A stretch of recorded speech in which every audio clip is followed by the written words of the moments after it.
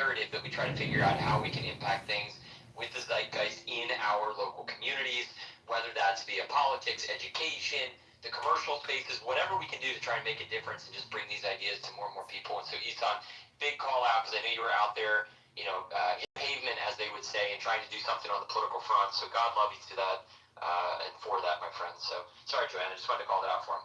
Oh, man, I appreciate that so much, man. I was also thinking this. I was like, I remember, waking up and, doing this, this was, my full-time thing. I wasn't working. I wasn't doing anything other than campaigning at the time.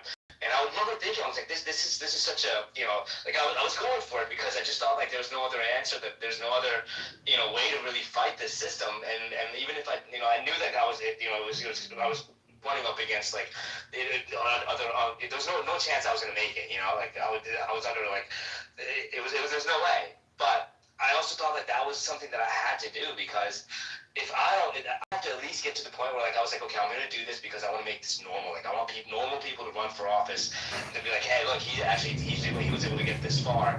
Maybe I can do it too. And now that I look back on it, we got Aaron Baker running, you got Fishgate, you got Fishgate guy, you got Matt DeWelder running for state for agricultural commissioner in Florida. You have all of these guys who are young guys that are actually running for office, and they're all based, and I love that, because I feel like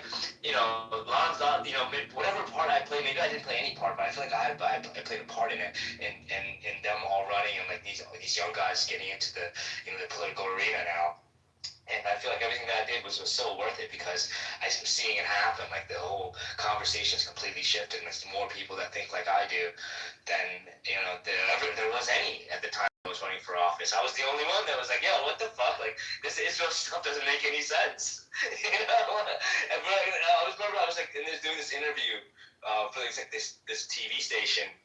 There was 6 of us there, and they asked this question about Israel, what they're doing in Gaza, and everyone's like, oh yeah, I support Israel, I support Israel, and I'm it came to me, and I was like, yo, what are you talking about? If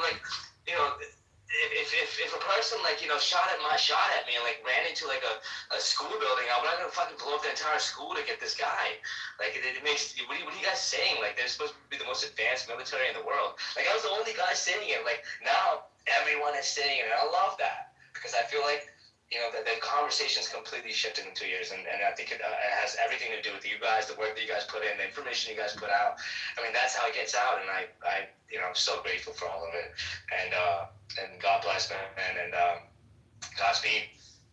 I love that, and you're exactly right. The amount of velocity that has been picked up in the last 2 years, it's unbelievable, and the craziest part about it is, in some ways, we could look at this and think that we have hit terminal velocity on this conversation, and we are in free fall. The machine is falling apart.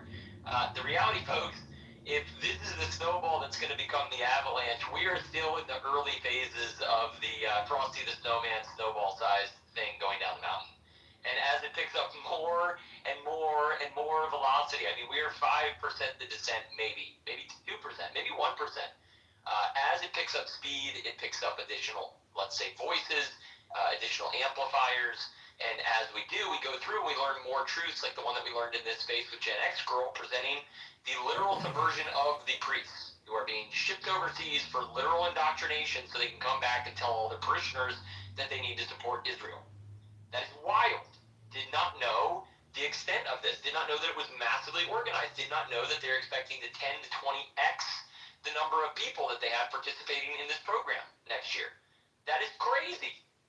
Our nation is essentially subverted. And when I say our, it's not just the United States, it's the entirety of Western Europe.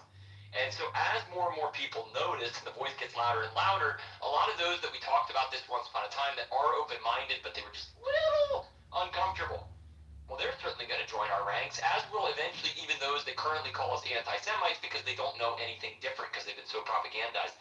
And so it will just pick up more and more speed, become more and more unstoppable. And the next thing you know, Isan, you're going to be looking back a couple years down the line and being able to say to yourself, I was one of the first people trying to, in the political sphere, talk about these things that are now mainstream. It's going to be wild to witness, and the people in control are going to desperately try to censor any and all conversations by monopolizing everything, and as they do it, more and more people are like, well, wait a second,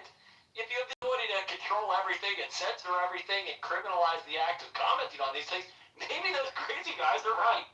And so we are unstoppable at this point, folks. We have hit not terminal velocity, we've hit escape velocity. They have no ability to put this back into the bottle. If they do, it further exposes the control. If they don't, we reach more ears. Either way, we will win. We just got to keep doing what we're doing and put in the reps every single day. So lots of love is done. Go for it, Jared. So real quick, for the Christian Zionists, this is what I just don't understand. These people basically worship Jews. And it doesn't matter if the Jew, actually practices Judaism, or is just an atheist, an ethnic, a racial Jew. They're basically worshiping the tribe. It doesn't matter to them. They would rather lift up those people than the Palestinians, who are genetically, at least as genetically connected to the ancient Hebrews as these European Ashkenazi people are. And it's just, I just wish we could find some way to confront them with this reality. Why are you letting some atheist from Brooklyn go over there and claim that they're God's chosen people? How is that any different than a Palestinian who is now Christian or Muslim, but is genetically connected to the ancient Hebrews? It's just so bizarre to me.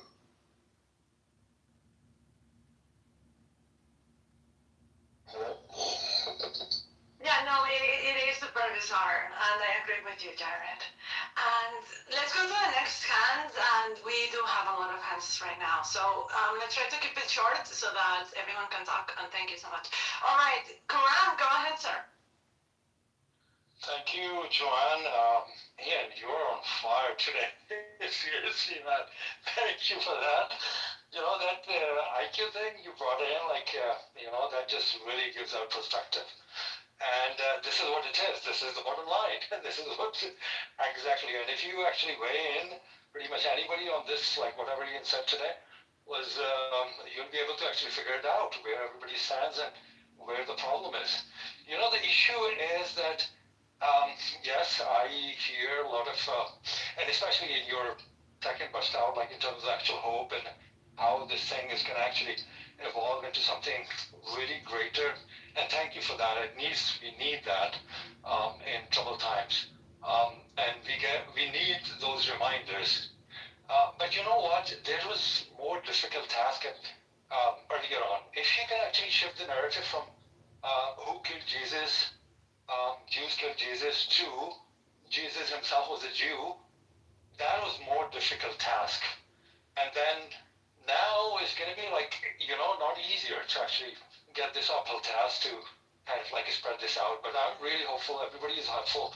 But what really sad part is that it took 50, 60,000 people to actually die and 200,000 to get injured in order for us to actually open our eyes.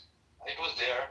It was deep down somewhere, but we simply could not actually see it. And all these people had to lose their lives in order to actually get our eyes open. But that's the human history.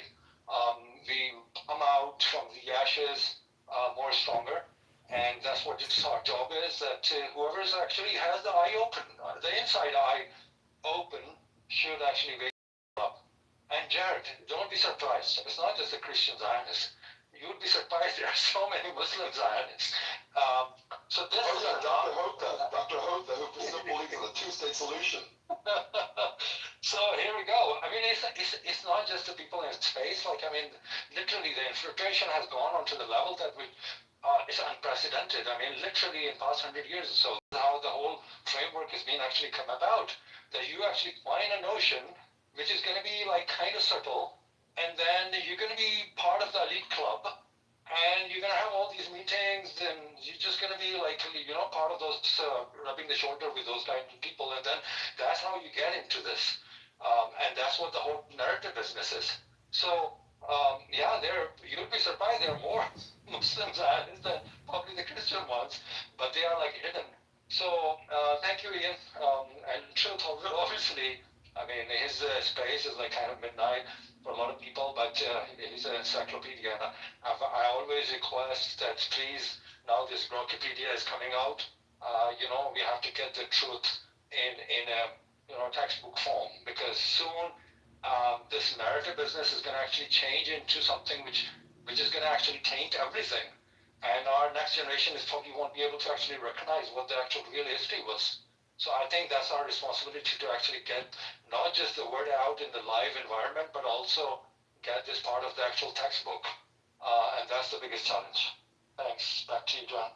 No, that's so, Karim, that's so well stated, and everybody should give Karim a follow. It's always so poignant, spot on, my friend. And that is one thing that utterly terrifies me is the digital control and manipulation, and you're even seeing it. I love listening to individuals try and break apart different themes and ideas, whether it's tech or the media, or all these different things. And one of the recent ones that I saw was a whole piece that was done on Amazon's video library and how they are literally going back and just changing certain parts of film to suit certain narratives. And in this case, they were referring to a specific scene in a movie where it was actually a 007 reference.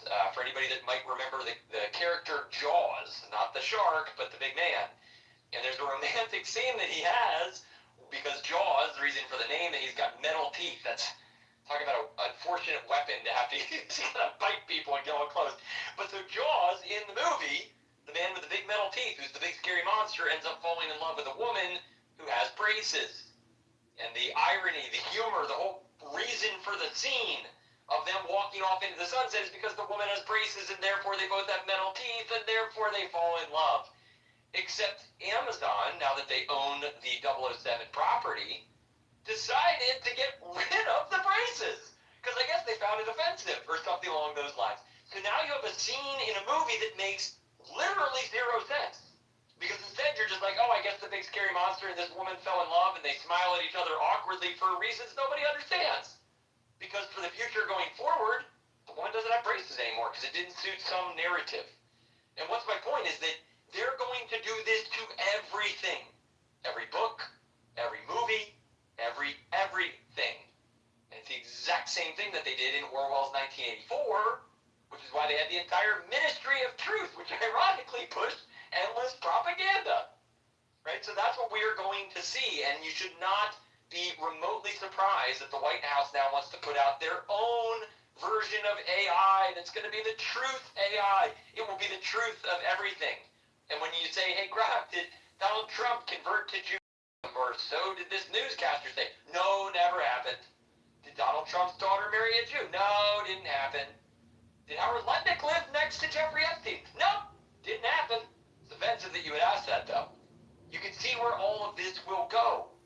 They will have, just like in Orwell, the ability to not only change the present or to change the past, but he who controls the past authors the present, and he who owns the present writes the future. That was Orwell, loosely quoted. That's where we're going. So we've got to note these things and notice these things and write things down. As the reference, ironically, to Orwell, what is it that's banned in Oceania? It is literally pens and pencils and paper. The individual in the Winston, the main character, he has to smuggle them out so he can write on a notepad. Why? Because he has control to author things. And in the dystopia, you don't get to do that. You just get to absorb what they tell you you're allowed to think, to hear, to see, and that you participate in your 2 minutes of hate so that you hate other people rather than noticing the people who hate you and control everything you do. So, Karam, so well stated, beautifully eloquent, my friend. As always, I'm so humbled that you and so many others are in here. And as a last little advocation here, I get called lots of things, anti-Semite, racist, all this. I don't care where you're from. I don't care what nationality, what race, what ethnicity. All I care about is that you focus on the truth. Doesn't mean that I support the endless idea or ideology of diversity of everything because I want to protect things that are, I don't know, cultures, right? Isn't it weird that the people who suggest that we need diversity so that we can celebrate diversity want to jam everything together and get rid of diversity? Do we ever stop to think about that for a moment? Right? So I want to protect the differences. I want to protect the differences in culture, in cuisine, in dialects, in dialogues. Isn't that what makes the world beautiful? Don't we love the fact that we can travel the world and see all these different things? Do you really want them all to be the same? Is there anything more boring than going to a foreign nation so that you can stay in a Marriott and eat McDonald's and Starbucks? Is there anything more expressing and thinking through what that would be like. That's the future if we don't protect the idea of nations, of cultures, of heritages. And so as a result, I just welcome anybody and everybody, and Kerm, I call it out just because obviously a different dialect, and I love that, and I appreciate you for being here. And at the end of the day, the thing I care most about, truth, intellect, and intellect that is aimed at bringing that truth to the masses so we can construct a better world for everybody. That's how we ultimately win, folks. It's to love everything and everyone that merely advocate for those types of things. So lots of love, Kerm, very well stated. And I apologize, Joanne, I'm not sure. I think it was maybe Mademoiselle next, if I'm not mistaken, then maybe John and Nikki, and then King Jesus, and then what we'll do is we'll close down the space after going through all those hands. I wasn't actually next, but I will just say hi to you guys. No, it was you had hands before me. No, I'm just guys, I had a break. I'm so happy to be here, and also just brilliant. Just really good to hear this. And you guys always, I love the panel. I think you guys are literally fire. And it's just interesting because I came in a bit later on. I guess I missed quite a bit. But no, I love what you're doing. I don't have anything to add right now, but you do have hands and I might add something later. But yeah, Joanne, I missed you, precious. Honestly, I've been studying, it's been out there, and just generally coming back, hearing you guys sitting here doing what you do best, which is sharing the truth. But not only that, you give hope. It's amazing. It's really nice to come back to this. So yeah, that's all I have to say. Hi, no, lovely, precious. We were on the phone, and then I saw you, Ian, go into that space with the person who helped Netanyahu, and I was like, I'll call you back. I need to hear this. So yeah, no, it was amazing. I love you so much, precious. And yeah, everyone, thank you so much for being here. Please repost the space below Ian and Truth and Amazing Speakers. And also, there is a post in the Jumbotron that Ian is radioing guys. So guys, please like it so that we can reach out. Oh no, you don't have to. That one has gone. Talk about terminal velocity. That one is so far over. I feel bad for the guy at this point. It actually, the reason I was going to share that earlier, I forgot to make the point about it. Two things. Number one, I love America First. I'm not sure if he's listening right now, but under all of these posts where I just embarrass people, he puts the Tyrannosaurus roaring, which I love. But the other piece was just to suggest and showcase, look, they can continue suppressing us and censoring us and trying to lock us in our little silos, right? And then they do a decent job. I got to give them credit, isolating us from the masses. But the problem is, by doing it the way that they do it, what it does is it reinforces that our like-minded friends are the ones that are fed our content. So what does that mean? It means that it's going to be more viral amongst our people. So even if they suppress it in the algorithm, it doesn't matter, because the tiny amount of people that are going to see it are the ones that are like, let's go. And so then the next thing you know, it doesn't matter how much they suppress it. We go in a post, so they've got 15,000 views with 200 likes, and I have 6.6 thousand views with almost 2,000 likes. I feel bad for these guys. I really do, and I didn't even write anything remotely intelligent. I just said ratio because the guy said I love being a Zionist or something, and it's so funny. Like, we are winning in spades, and I'm telling you guys, the snowball's going to go faster and faster, and the next thing you know, all of you will be writing ratio under Ben Shapiro, which could become our little mantra. Nothing remotely hateful about that word. I'm sure they're going to say that it is at some point. But all we're doing is basically tossing that word up, and Fuentes did it to Elon Musk and ratioed it like 100x. And what does it basically mean? It just means, no, what you're saying is utter garbage and everybody disagrees. And then it gets massively liked. And so to that point, Mademoiselle, that's the white pill.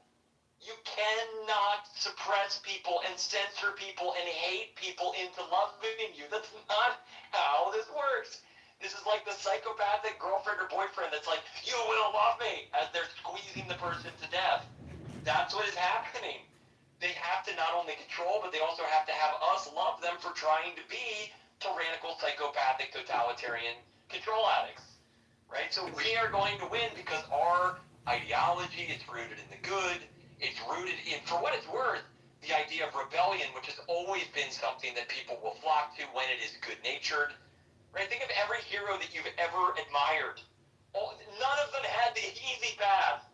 There's no hero in any cinema or any literature ever that was just given the easy button and then won. In fact, speaking, because I always make Star Wars references, when Disney tried to do that by making the more recent Star Wars films with the Rey character, who literally just had all of the talent and power right from the get-go. And if you don't believe that, the movie literally, the climax of it is her, the new hero, that has no training at all, literally defeating the guy who is supposed to be the super villain of all the bad guys. That's literally how the first movie of the new trilogy ended. And you wonder why it didn't do well. Why does nobody get behind that? Because having all the power and just being able to easily defeat everybody, there's nothing exciting about that. That's why the Superman character, what it's worth, has never been really marketable in modern society. There's no uphill battle. You cheer for Batman because he's just a guy. Superman's totally unrelatable. And so when we are just people, we don't have armies.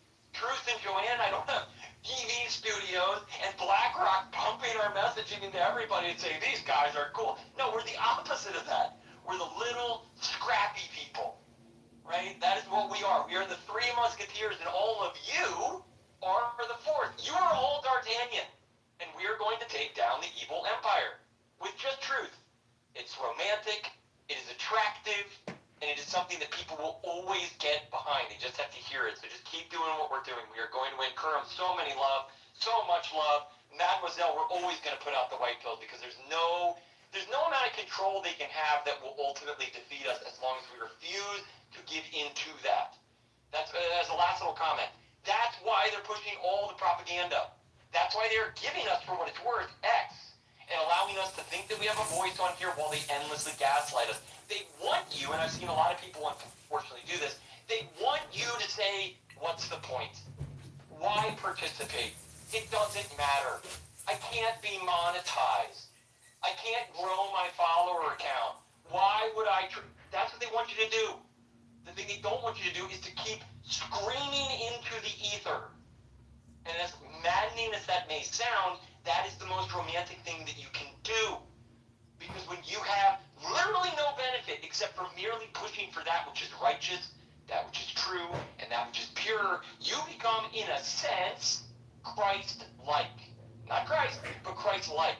Because you are giving of yourself to something higher, something better, something purer, and people will always flock to that again. So just continue doing what we're doing, folks. The ether is getting more and more beautiful. More people are going to be screaming with us. And as they do, the tyrants with their Death Star are going to try to take us down every way they can.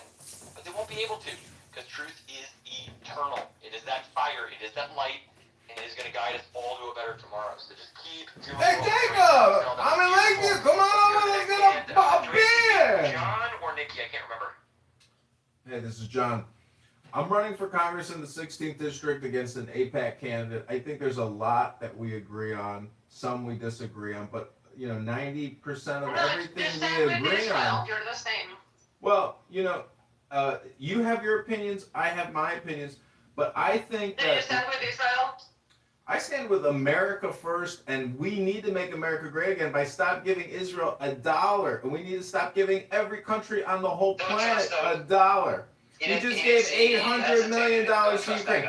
Don't trust that guy. No, You're gonna shout me down. Okay, so everything you just said makes you a hypocrite if you kick me off your stage.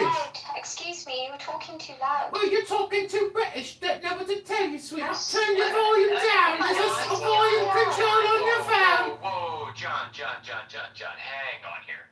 Hang on. I want to be respectful. All right. John, Well, are you a Congressman? That's right. I wanted to ask you a question as a candidate. If you were running for Congress and you got elected, or you were the president, what are the 3 things you would do for we, the people of America? Ian? Well, it seems pretty obvious. The first, and you know what? We've got an entire schematic here that we could reference that seemingly upset so many apple carts that it resulted in a bullet to the brain, which is literally to first and foremost say all foreign money needs to get out of American politics. Secondly, the central banking system and the Federal Reserve needs to be absolutely eliminated. think that's a perfectly reasonable second thing to do. We can then perhaps look at the entanglements not only on the financial side, but also geopolitically with the Middle East and stuff. This is not working for anybody at all whatsoever, and get rid of that entire problem. We could perhaps look at the idea of nuclear proliferation and suggest there's one group of people that maybe have this thing, the Hannibal Directive, that seem to not abide by any of Hannibal Directive? He's still talking about the Hannibal Directive? You know, we could actually go Jesus! we could say maybe that guy might have had a couple things right. There's a few other more extreme things that we could prospectively do. I don't really advocate for that. But the first thing I would absolutely do is to ban, or at least put back in place, the ban that prohibited the U.S. government from propagandizing the citizenry that Barack Obama overturned. That's ludicrous. That the U.S. government needs to literally have the ability to lie to the citizenry is wild, and it's been doubled down because the recent legislation has basically said that deepfakes and other AI things need to be monitored, managed, and potentially even criminalized, with the exception of the intelligence communities. So wait a second. The U.S. government gets to propagandize its citizenry without any recourse, and can also use AI to construct video that might use deepfakes. For what purpose? Why would anyone not find that weird? It's almost like the tech giants are trying to set up a system where they could just, say Truth Teller and Ian Malcolm 84. Here's a video of them robbing a bank. It might be AI generated, but we don't have the ability to know because only the U.S. government gets to decide what is and isn't real, right? There's a lot of guidelines that we could try and put in place, but the thing that first and foremost has to be done, the borders have to be closed. I think any and every individual that illegally came into the country needs to certainly be cross-examined. Those that are either violent or criminal certainly would be removed. And you can take all kinds of larger extremes on that front, which I would actually advocate for. And when I say extremes, I don't mean being violent, but I mean suggesting that for the last 30 plus years, mass migration has been weaponized against white, Western, Christian cultures.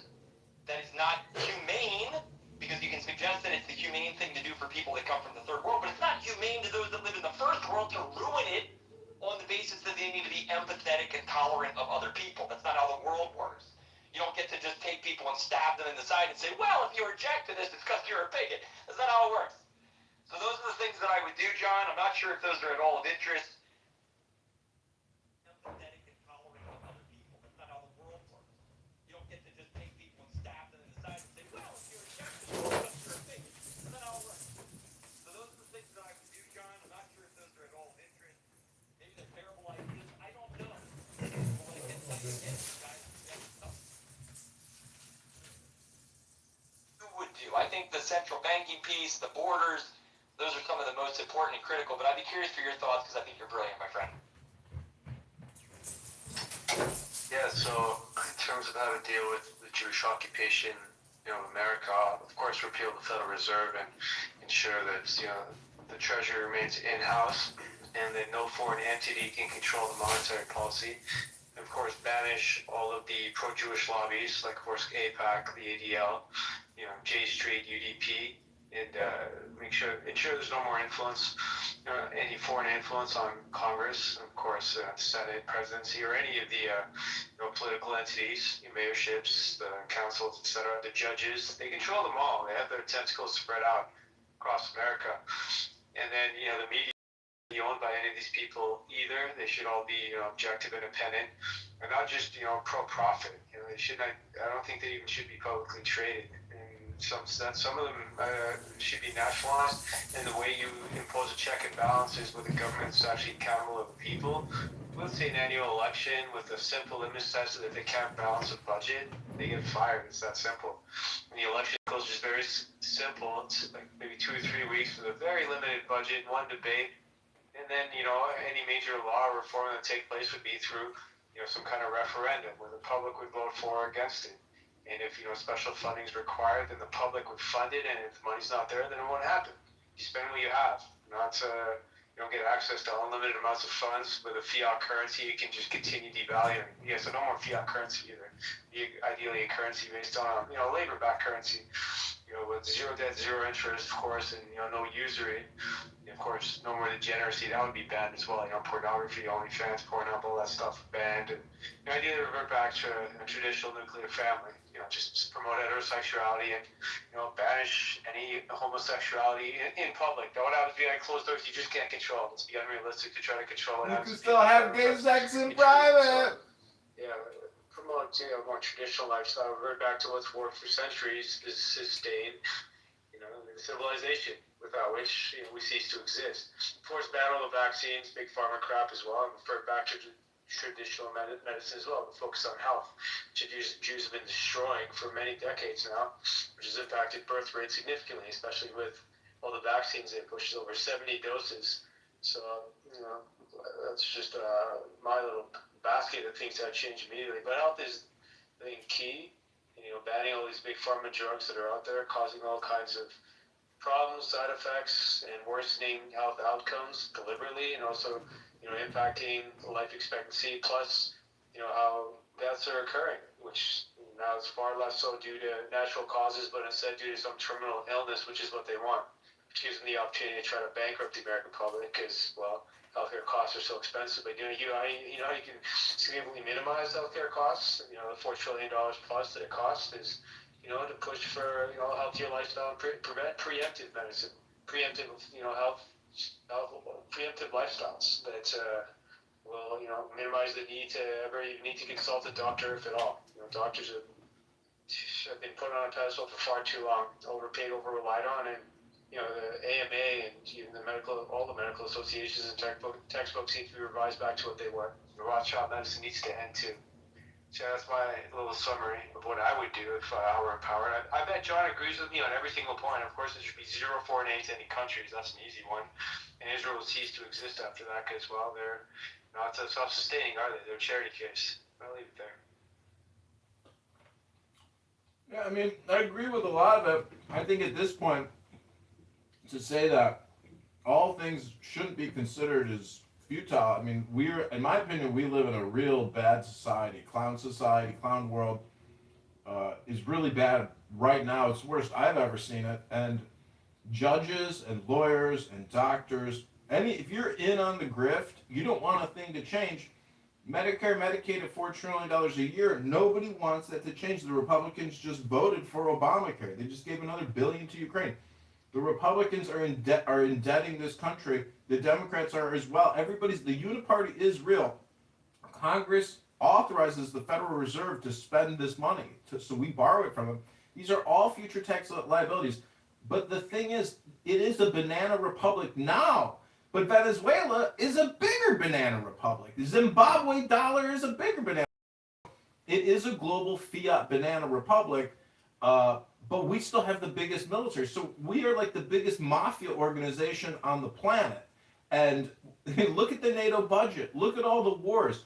We are the primary culprit in causing conflict throughout the globe. But these are clown world Americans. You and I know it. The Lindsey Grahams, the State Department employees. We live with really stupid people. Highly toxic, very liberal, very effed up people, and they are in your government. They're everywhere. It's like the Matrix. It's like when Neo and Morpheus are walking down the street, it's a simulation of Clown Index. And that's just my opinion, but I agree with, I'm not opposed to anything, because at this point, this ship is got so many fucked up participants or passengers. I don't, who wants to go to point A to point B with these people? I think Clown World sucks.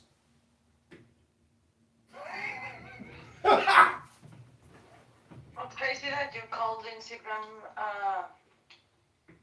I was thinking about it. But did he say that they were? It's not libertarian. He was giving the example of them being liberal, I guess. I think so. Yeah, liberal. It's Lindsey Graham, liberal. Lindsey Graham is crazy, and the only thing that I suppose I would say is that if we look at Clown World, and I agree, and we basically got Clown World on the left, and we've got Clown World on the right, and the Clown World on the left is the LGBT woke, diversity of everything, mass migration of everything, destruction of all of the culture, the heritage, the tradition, the norms of the Christian world. and the clown world on the right is forever do everything that is of benefit to Israel and Jews. And then if you look at the common denominator behind who's pushing both of those forces, what you realize is the real clown world is that the world is a stage, it's all just players, but we're watching a show that is directed, produced, run, and entirely at the behest of the same usual suspects that own Hollywood, right? So that's the reason that we focus on the construct of this matrix, because if you're under the impression that you can, let's say, win the matrix by making the most money or by becoming the most famous, all of those things are complete waste of time. It's all fake because you're in the video game, you're in the simulation. The only thing that matters is identifying Agent Smith and the architect of the matrix and trying to point at that thing, because nothing else changes until people become aware of that piece. And so maybe, John, that's why I continue triangulating and pointing at all of the let's say, the architect. See, that's an all or nothing statement. If you can show me that it's not the usual suspects that I point fingers at, I'm always welcome. Imagine if you said black people in Zimbabwe or Indians in India. Your statement is all or nothing when you say the Jews or Israel. I know, go to your local Chabad and go do a Shabbos with a bunch of Jews, and you tell me if they're involved in world conspiracy. They're not. You're saying the Jews as if I'm making a low IQ argument and just randomly pointing fingers. So I want to play a game with you. I'm going to be intellectually honest here. Can you showcase to me a single example in the Western world, in particular in America, because I presume you're most familiar with it, where at the top of the woke problem, or the media problem, or the tech problem, can you point to any of the problem that you complain and campaign against that is not architected, owned, or run at the highest level by Jews? There's a lot of really piece of shit liberal Jews out there, but there's a lot. Okay, hang on. You said liberals and POSs and Jews. Okay, can you show me a single place where it is not somebody that is either ethnically, religiously married to and or beholden and funded by individuals that are Jewish? Can you give me one example? Can you give me an example of the Saudis, the Qatars, the Russians, the Iranians? There's people all around the world. You got Jew brain disease. You got Jewish derangement syndrome. John, you're spurting out as we're going to try and focus on the Western world. We can go into all those places. You're asking a one-word... John, don't make me mute you again. Just try to conduct yourself with some degree of class and intelligence, and I'm going to try and be generous for another 60 seconds or so, and then we'll move on because you're being a little bit ridiculous. I will give you one more chance. You're an individual running for Congress. I don't mean to embarrass you. I'm going to give you one more opportunity. Showcase to me where in the Western world there's a power structure that is not run at the highest level, if degenerate to society, by Jews. Can you give me one example? Chairman Powell is a Jesuit, you Catholic fucking idiot. It's run by Jesuits, not the Jews. Jesuits control everything, I tell you. And they touch a lot of little boys' booty holes, and they got a lot of big lawsuits against them, billions of dollars. They're a bunch of pedophile Catholics at the top. I'm going to mute you again because you're either drunk, you're low IQ, you're a troll, or you're just flailing around because you can't honestly address the question that I'm asking you. In any of those... You just don't like my answer that the Catholics are a bunch of pedophiles and these Jesuits are controlling the military and the big pharma industrial complex. You're covering up for the Jesuits, you Catholic show! And that Pope... Okay, John, so you want to talk about the pharmaceutical industry? Do you really want to go down that route? You want me to point out all of the individuals at the top of the COVID roll? Yes, let's hear it! Do the roster of the Jews, Ian, and I'll give you the roster of the Jesuits that work with those Jews. Let's do it! I got my list, you got your list, you Jew-hating, anti-Semitic, Jewish derangement syndrome schmuck! John, three judges at the top of the COVID rollout. Are you vaccinated and triple boosted? Because this message is brought to you by Pfizer! John, I'm going to try and be respectful. I'm going to give you one more chance. Give me 3 individuals that are Jesuit educated at the top of the COVID rollout. Go ahead, John. I want everybody to know he's not muted right Name now. the Jesuits. Yeah, no, it's not. Jesuits. Come on, John, you can do it. Are you typing your I can't do it! You hoping it's going to save you? Oh, there we go. Listen, I know a lot of you people never went to college and you're not in a sorority or a fraternity, but there are fraternities out there. I will give you one more opportunity, can you point to a set of 3 Jesuit individuals at the top of the COVID rollout? Listen, I got my list of over 200 Jesuit traitors that we need to hang in D.C. I asked you a direct question. I told you that it was your final opportunity. I'm going to give you one more. You are embarrassing yourself. Name 3 individuals that are Jesuit educated that are at the top of the COVID rollout. Ready, go. Dr. Fauci, you fucking idiot! Do I gotta spell it out for you? F-A-U-C-I, Fauci! John, you're not muted. Yes, I am. I think he's breathing so hard that his microphone just gave up. I was like, His oh, I cannot do this anymore. You know why? Boomers like this. I told him he was speaking What a boomers like this? Because Dr. Fauci vaccinated you and you can't have children anymore. The mRNA vaccine in your blood is going to prevent all of you from having children. And we'll have a global depopulation. And Bill Gates, another Jesuit. Dr. Bill Gates, another Jesuit who vaccinated.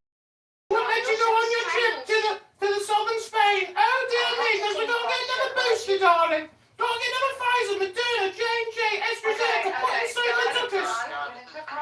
It's really remarkable. A Jesuit and a Jew cooked up the special vaccination that is depopulating the planet. Personality, guys. He has another No, personality. it's actually You got another personality, it's got an imitation, you twin. You fucking twat. John's a pedophile. John's a pedophile, that's projection, you sick little fuck. John, you know who founded the Jesuit order in 1540? Since you're so smart. Fucking Dr. Bill Gates' And you grandfather. went to college, right? Do you know the name of the... Dr. Bill Gates and Dr. Fauci did this to us, and you can't even admit it because you got your head so far up these fucking Jesuits' asses. Ignatius Loyola in 1540, along with a bunch of other Maronite Sephardic Jews, are the ones who founded the Jesuit Got order. your head so far up Bill Gates' ass you can't pull it out of the Jesuit hole that is This in. guy's losing it. There's too many of those Jewish poisons he's been exposed to. So this is what I mean, people, when I say stay away from the Jewish poisons and these terrible... Stay away from Bill Gates and Dr. Fauci and all these Catholics. And you spur out like this. Maybe he's still qualified. He's a fake Christian, ladies and gentlemen. He's not a real Jesus believer. Likes of a fraud, wannabe Jew like George Santos, who spent all his money on, I guess, OnlyFans subscriptions, Botox, and fancy suits. Taking his husband out. You're a faggot too, right, John? Yeah, I guess maybe John's got a chance. Who knows?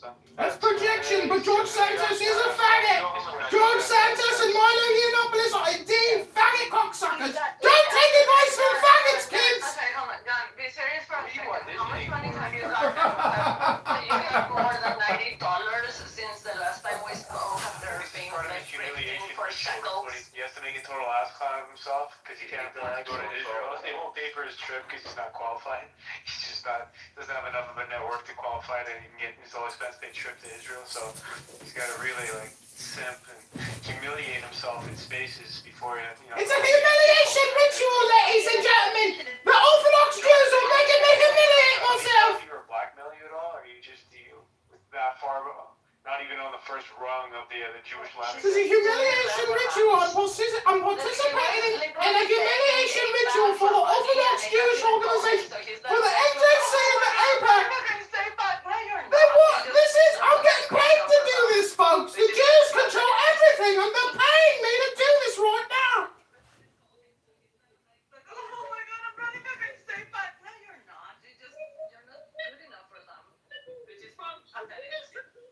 He's still doing the British accent, guys. I tricked him out. It's all remarkable. And John, I'm going to say this with complete sincerity. Get help. That was hilarious! To a counselor. What do you mean? I just had some pizza. Why would I want to go to a counselor? I gotta go to the bathroom and wash my hands. To this therapist that I would recommend you perhaps consider speaking with.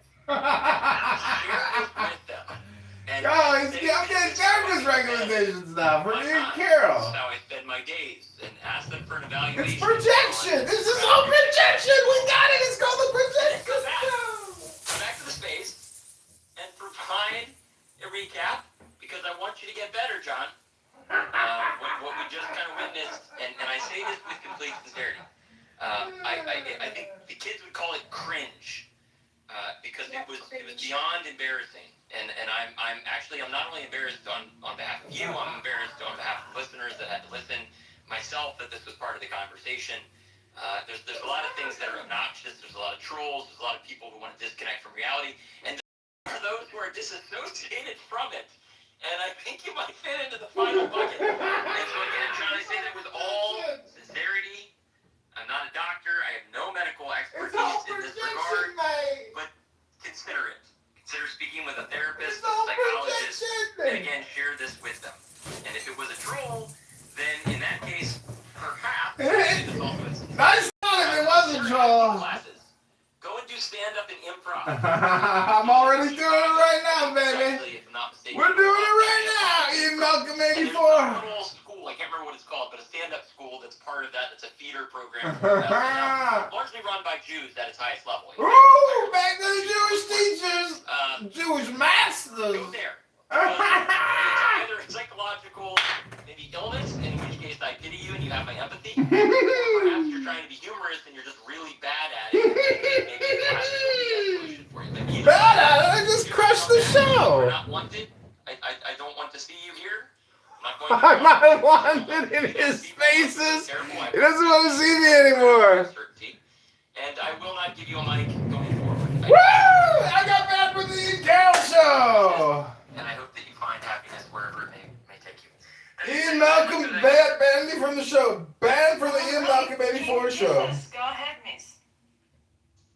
Thank you very much. It's been an excellent space, Ian. Well done, Joanne, and truth teller, and recognizing your speakers. Awesome speakers, by the way.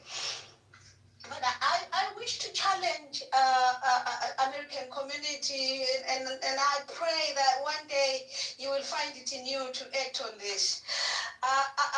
The Zionist government considers itself the American friend, and they taking nationals from America to ill-indoctrinate them, and maybe how about reciprocating that and train and have no less than 1,000 to start with, and tens of thousands sooner, to go and also indoctrinate and transform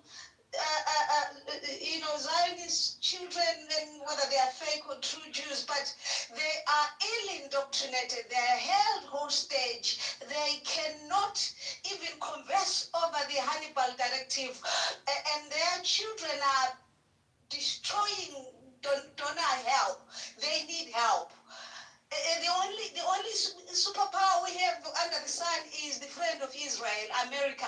How about we sponsor a group to go and do the same in Israel? Will that be acceptable? I hope it will. It is a very important thing to consider, really, that we talk, because in reality, the Jews are held hostage as we speak. There are many things they cannot talk about. And then may I touch on something that I hope it will be understood fairly. We have a Muslim community who always say peace upon Jesus, but he's not God, he's not. I think we should arrive at a place where we help each other understand that mankind cannot save themselves, and Jesus is the Son of God. He is one with God. He is God. And I will also qualify this by one thing that once happened to, forgive me for saying a lot, host, but this is the point I wish to highlight, that there has been a very notable prophet, and one day a group of Muslims came to kill Christians, but this was a prophet of another level. God revealed what was about to happen, and he set traps, and he made sure that when they come, which they did, and then after eating at the church kitchen, they had set their explosives. They were arrested in the spirit. And what then happened is that for a few days they couldn't sleep. They couldn't, yet they were arrested, they couldn't travel back to where they had come from, and yet they couldn't explode their satanic things scattered centered around the church.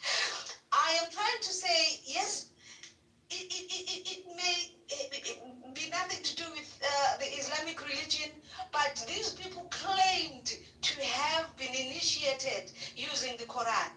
So we have to get to a point where we help each other do the right thing. God has defined how things should be done, and we cannot be appeasing each other and fooling each other.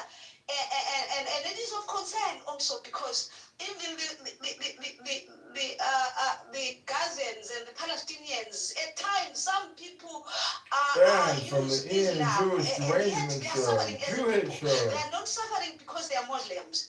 But there are some who are trying to use that. No, let's sort the world and let's make it a fair place.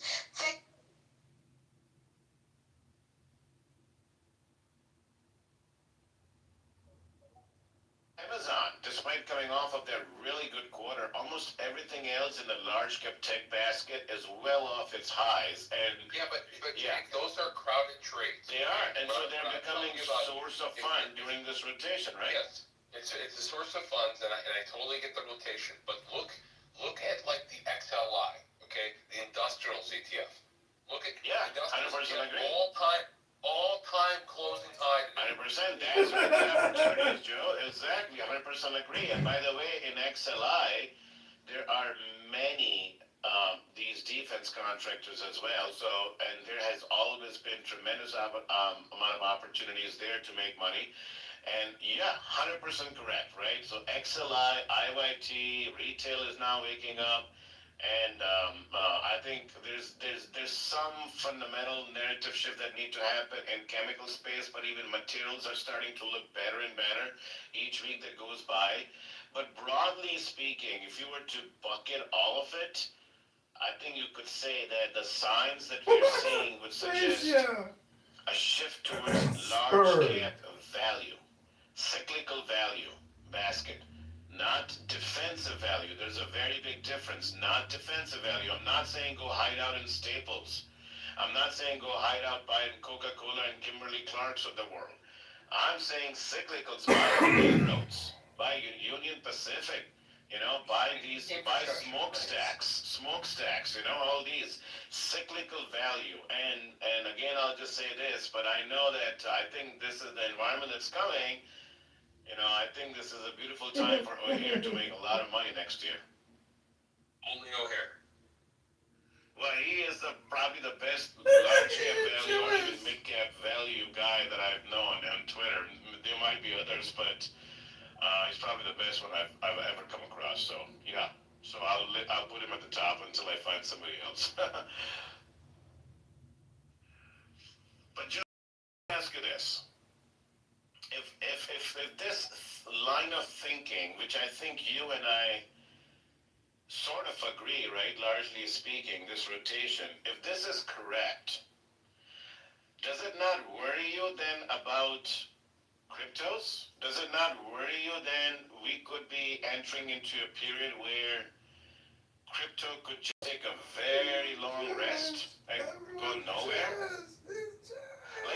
No, because I don't. Listen, if it stagnates and chops around, to me, I have other assets that'll perform well. I don't mind that. Okay, I think it actually is healthy. Now, will it underperform? Yeah. Is that annoying? Yeah, because of my allocation. But like, what we are more concerned about is there some serious economic downturn that's going to pull assets down, 80-70%? Like that's the bigger issue. Well, let me touch on that because the U.S. dollar has been unable to get through 100, and if my discussions that I've just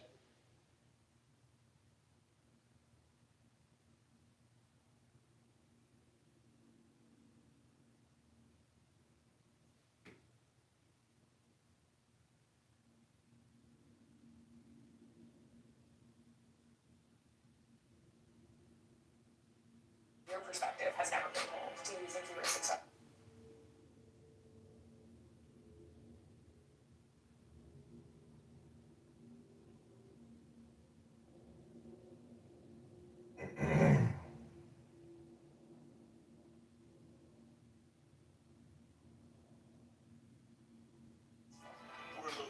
reconsider is laid on the table. On this vote, the yeas are 312, the nays are 112. The bill is passed without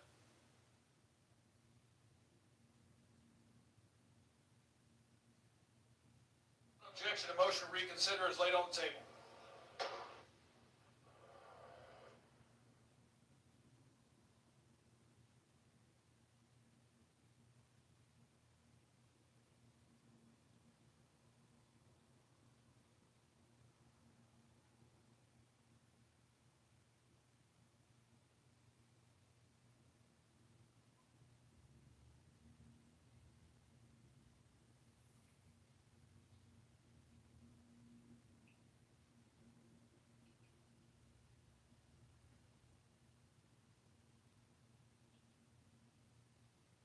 On this vote, the yeas are 3.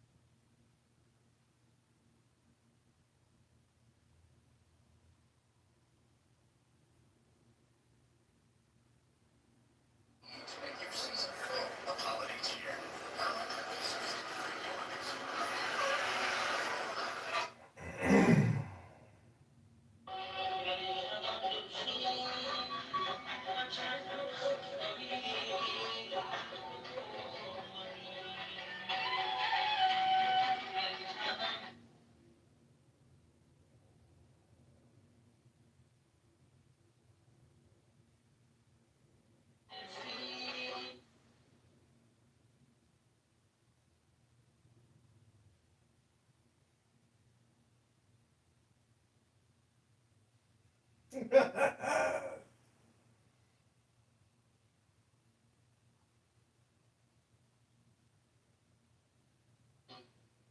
think the most important thing that's going to happen in the next 3 to 4 years is data centers in space.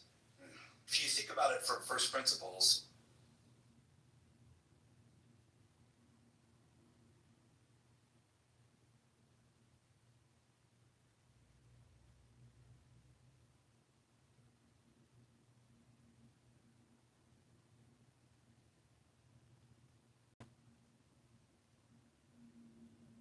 data centers should be in space. What are the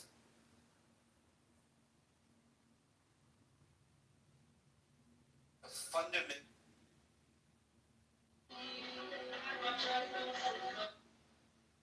12, the nays are 112. The bill is passed without objection.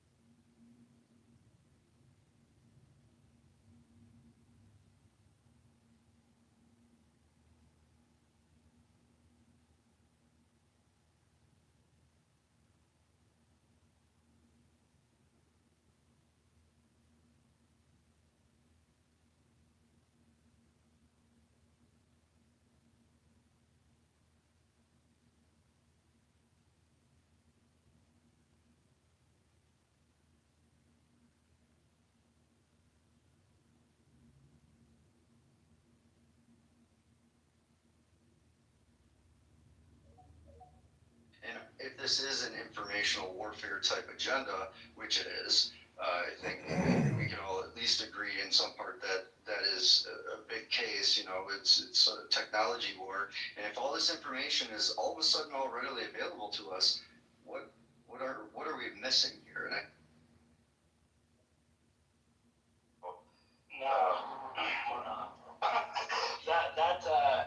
I'd say, hey, John, because I just want to say to John, I'd really like to interview him soon about everything we just laying down. I just sent you a DM. Sure. Can you hear John? Yeah, absolutely. Make sure you share that. I'll be there. Yeah, for sure, man. Yeah, this was something I actually blew the whistle on Facebook back in 2017 about, and this is one of the reasons why I got nuked down there. My account was literally suspended for a year and a half until I just stopped using it after that. But it's crazy, man. Like, they don't want this information out, what this agenda was for. This all goes back to Saudi and, like, the tarmac meetings and, you know, the global agenda and stuff like that. It's pretty wild. Don't forget the whole Tesla fires. Trump was trying to say by attacking Teslas, you were a domestic terrorist. Remember that? Tesla, domestic terrorist, robots, and so forth. Imagine that. And now they're trying to put data centers in space. So if they do go rogue, we can't even destroy the data centers. Yeah, but their data, I mean, I would just say the amount of data that's there, whether it was accessible or isn't, when you remove that Five Eyes layer, there's so much shit that's there that wasn't there before. 99% of people probably say they don't care about that, but you know, it is important, and it's also a big piece to understand that when you're sovereign and you have a crown, you can run shit, especially here in the U.S., because all your decisions are your own, from your monetary policy to the top, bottom, the entire structure of your governance. You're the ultimate authority on that. So, you know, that's another one of those things. The things that you can do when you're in an actual country that has a ruler or a controller is very powerful. And that's why, you know, they segued after they created the whole Arabian Peninsula and they put a bunch of those Arabs on the thrones. All those people went to the London schools and they're all interconnected. And so it's, yeah, same storyline repeats over and over and over again. But I won't bore people to death with that. No, that part of the history is my job. See, hang tight just a second, buddy. We got a new speaker up here. The other John, is it Kitover or how do you pronounce it?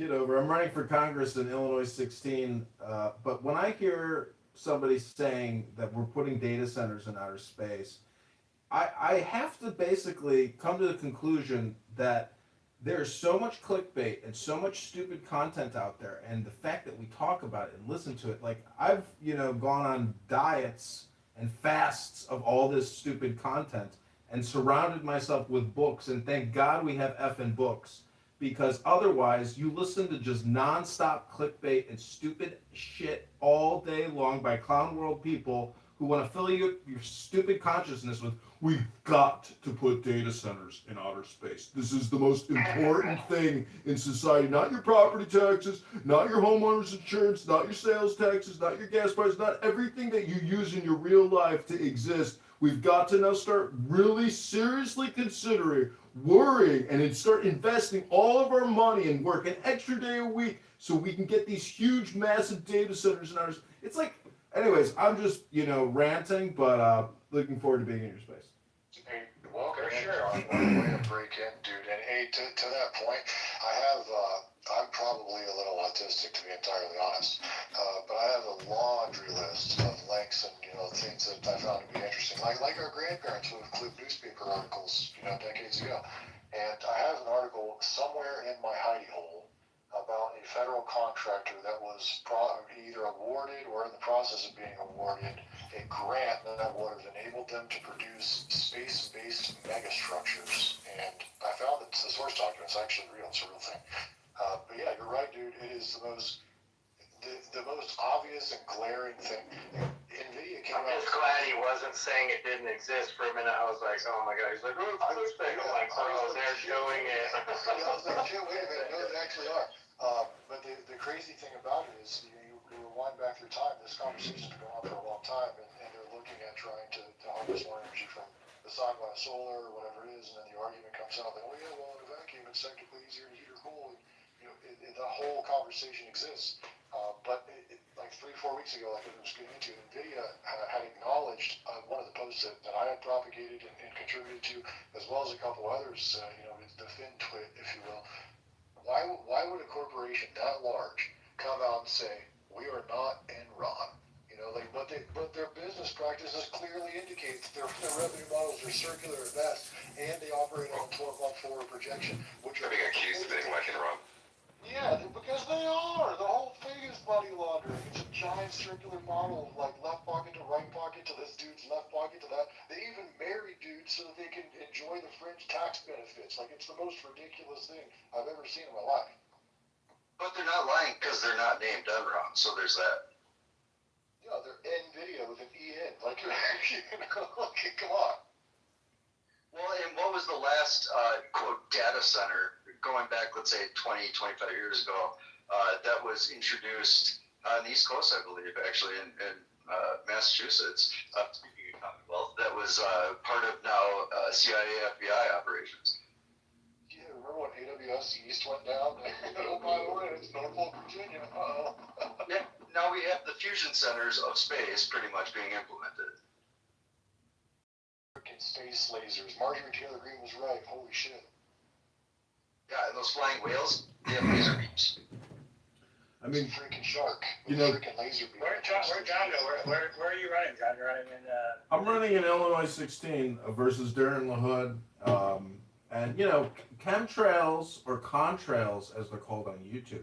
I see contrails every single sunny afternoon in the Chicagoland area. I see the craziest videos. In my opinion, I would really like to get a camera so you could really zoom in and see what's happening. But I don't know. It is the dumbest conspiracy theory thing to talk about. It's as stupid as flat Earth, but it's not stupid. I mean, we have to realize that taxpayers are borrowing to sit there to fly these fucking planes all around the skies in every major city for what? Are these pilots just joyriding, practicing? Are these National Guard Reserve pilots? Like, can we FOIA it? I mean, anyways, it's kind of a joke, but, I think we live in clown world. Everybody's worried about the Jews and Israel and Candace Owens and Tim Dillon's pop shots in his chicken farm. It's like, I'm just sick of society. I'm sick of clown world. I'm sick of the communication that we have to live under in this country when we know we're 39 trillion in debt, 100 trillion in unfunded debt. The big pharma, the big military, the never-ending wars, the irrational and stupid alliances with stupid governments and stupid fucking people. I'm sick of all the liberal scum at the State Department, at the IRS, and the Treasury. I'm sick of liberals everywhere controlling everything in every major city. They are the dumbest fucking people I've ever seen. And I live in Chicago with Brandon Johnson, one of the chief stupidest people on the planet, who's now our mayor. I just don't... It's a paradox. How are the dumbest people on the planet some of the richest and most powerful people on the planet? Well, there's a term. Yes, the secret ingredient is crime. But there's a term for that. It's a kakistocracy. It's for the least qualified leaders. And that's what we got. But I do think I think the level of information that's coming out, especially with the release or whatever discontinuance of the Five Eyes cables, will really start to open things up a lot, especially privately. Interesting with Chicago, because Chicago's like, New Jersey, you got Delaware, you got Maryland, you got Virginia, but Chicago's like a little cesspool of its own. What's your plans for changing Chicago? Well, I'm running in the 16th district of Illinois, which is Rockford, Peoria, Bloomington, Illinois, but I'm a resident here in Chicago. The Chicago Teachers Union that Johnson comes from are hardcore liberal Marxist communist socialists that literally dress up in all red and they look like communist parties. 65% of our property taxes go to funding the Chicago public school system, which is controlled by the teachers union. basically this government puts out $250 billion a year or $100 billion a year with the Department of Education, but it's $1 trillion+ a year industry because of property taxes. But lawyers just control the whole fucking system. And running for Congress, they removed me from the ballot yesterday because a bunch of corrupt judges and lawyers that run the entire election board, they don't listen to your challenges, they don't obey administrative law, they do whatever the hell they want to do, and they ignore you. And, you know, I'm not in the club, I'm not a lawyer, so, and I'm not going to spend, you know, $30,000 for a lawyer to defend my campaign. It's so, Americans have to realize that, like, this is a transformative experience running for Congress. And every American should run. There's no filing fee, it takes 15 minutes, and it's an incredible experience to see how your government really works, because the whole racket is with judges and lawyers, challenges, objections of petitions.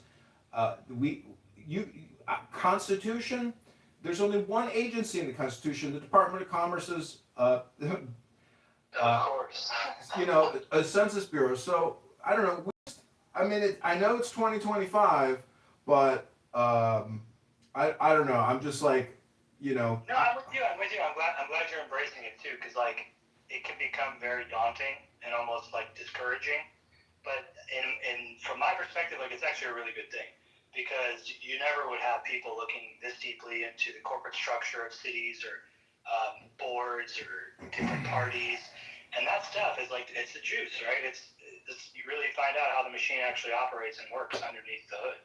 I'm not saying it's the Jews. I'm not saying it's the Jews. There's I said juice. Oh, Jews. Oh, okay. Sorry. Sorry, I was lost. That's a sincere TikTok term. Well, that makes me want to drop my meme down into the bill. But I'm glad that we're having those difficult conversations too, because I think it's fucking annoying when people can't just talk about whatever subject, right? That's what annoys me the most is the whole Candace thing. It's like, all these parroting influencers just saying, no, you're not allowed to. It's like, really, we're supposed to just trust the FBI. We're supposed to just trust the government, who covered up JFK, covered up satanic pedophilia, lied about the election, lied about Russiagate, are still lying about JFK. So yeah, it's crazy. We got C11 and Gambler. You guys are trans ups? Thanks. Real quick, I have some more to bring to your space to the effect of what you were had in your minds and your vision here, and I like it. It's like Can I just add that there's a giant segment of people that also say if you question Candace that you're a Fed or Israeli or they want to counsel you. There's people we know very well. I'm not gonna name their name. We say if they're out there questioning Candace, just unfollow them. And these are like right wing freedom of speech guys. It's like that pattern that just repeats, huh? That doesn't matter. You know, we went through with the Jews saying for a while. It's just like you're on one side or the other. Pick a side and just stick to it. I don't know. It's something that goes all the way back to the assassination of Abraham Lincoln, right? But I don't want to start at the assassination of Abraham Lincoln. I don't even want to start. No, you should. I'll tell you guys that. I don't even want to. Brother. I don't even want to start at the point. Listen, sir. I don't even want to start at the point where his hand in the quill or whatever, whether it was a pen or quill, was put to the paper to sign over the Secret Service. Did you know that was the key? That was it. That was the moment in time where everything shifted, and everything that you see today, that is the birth of it. And if you could put it like in terms of like the seed germinating the egg, right? That is the very point right there. Well, what is the version of the signature of Abraham Lincoln on that piece of fucking paper that started the Secret Service, and he probably didn't even know that he was signing his own death sentence. That's right. So the version of history they've sold and told us, that's not the version that's in those department cables. He actually creates a system during the Civil War called the FRUS cables, or State Department cables, regarding foreign relations, and those are now released. So you can read about him directly, well, not him, but William Seward directly calling out the Queen of England, and talking about how they're capturing their ships and privateering and supporting the other side of the South, even to the point inside Parliament where they literally call for recognizing the South as a separate nation with its own president. So I would just say this, like, the version of history that we have is so far from what the actual source files show, and I would just encourage you to read those because they haven't been accessible, and for some reason they are now. So just this is the biggest reason that I appreciate your space, is because it's an advanced U.S. history class. You're not gonna learn these things in any class, not even in college. Okay. The point I wanted to start at, I just mentioned Lincoln, because that was a significant assassination, right? But that was just like, it was just the beginning. It was just like, okay, so they have the power to do that. And so for the longest time, it didn't rear its head again until JFK really truly, like in a really big way. And then it's just been rampant ever since. But to understand what I'm talking about, here is a bullet point. I have bullet points. From the 1830s to the 1890s, this period of time, European banking dynasties, the Rothschild, the Warburg, the Schiff, the Baring, plus American robber baron houses, Morgan, Rockefeller, Kuhn-Leib, I don't know how to spell that. Kuhn-Loeb, all right, so you know this material. Consolidate transatlantic finance. That is the bullet point I wanted to bring. I yield there. Interesting term there, right? Transatlantic finance. Wasn't Wells Fargo transmitting on telegraph or transatlantic cables? They all have to. But we don't own those cables. That's the crux of the issue. It's always been the crux of the issue. So yeah, with the history, especially these documents, it's like you're revisiting history, but you're finding the accurate version of it. And that's why my thing is, like, go directly to the source, go directly to the archive, and always press to check foreign archives, foreign languages. Like, when I do research now, I'll research in like 10 different languages, because you would be surprised what like pamphlets in an archive somewhere will tell you about a royal charter or the corporate structure of governance. It's very interesting. And Michael, as I say, can you do like a primer on how to access the various archives for research? Hell yes. That could be like one of my, I would say, probably first or second episode, 100%. It's so interesting. Like, for some reason, right, again, I can't put my finger on it. It probably has to do with Ericsson New Star. But the case files, especially from 2014, but the privatized records that were backdoored through MIT, I mean, you're talking about, like, not the hypothetical version of history for the Titanic. You can actually look up every investor, every insurer that was involved, the people that were involved, the cases that were involved. And this might sound boring to most people, but... Well, to spice it up, doesn't RMS mean Royal Mailship? Yeah! Which makes it infrastructure owned by the king. What about White Star Alliance and all of that? Yeah, White Star Alliance comes too. Basically, Morgan comes in and marries his daughter to Charles Francis Adams III, who they claim is descendant of the President John Quincy Adams and the Adams family. But from my research, I'm finding that there's a major discrepancy in the corporate boards that they claim that these individuals were on. And I pulled all their records, all their property records, all their corporate records, and that was what started this whole rat race way back when, like 2017 and 18, when I got cancer. And so, there's a version of history that they've told us, and then there's the version that the files actually show. And I think the version that the files actually show is way more fascinating. And so it sucks because it's like, oh my God, we've been lied to. But it's not that bad, because in reality you can actually find the source truth, and then compare and contrast it.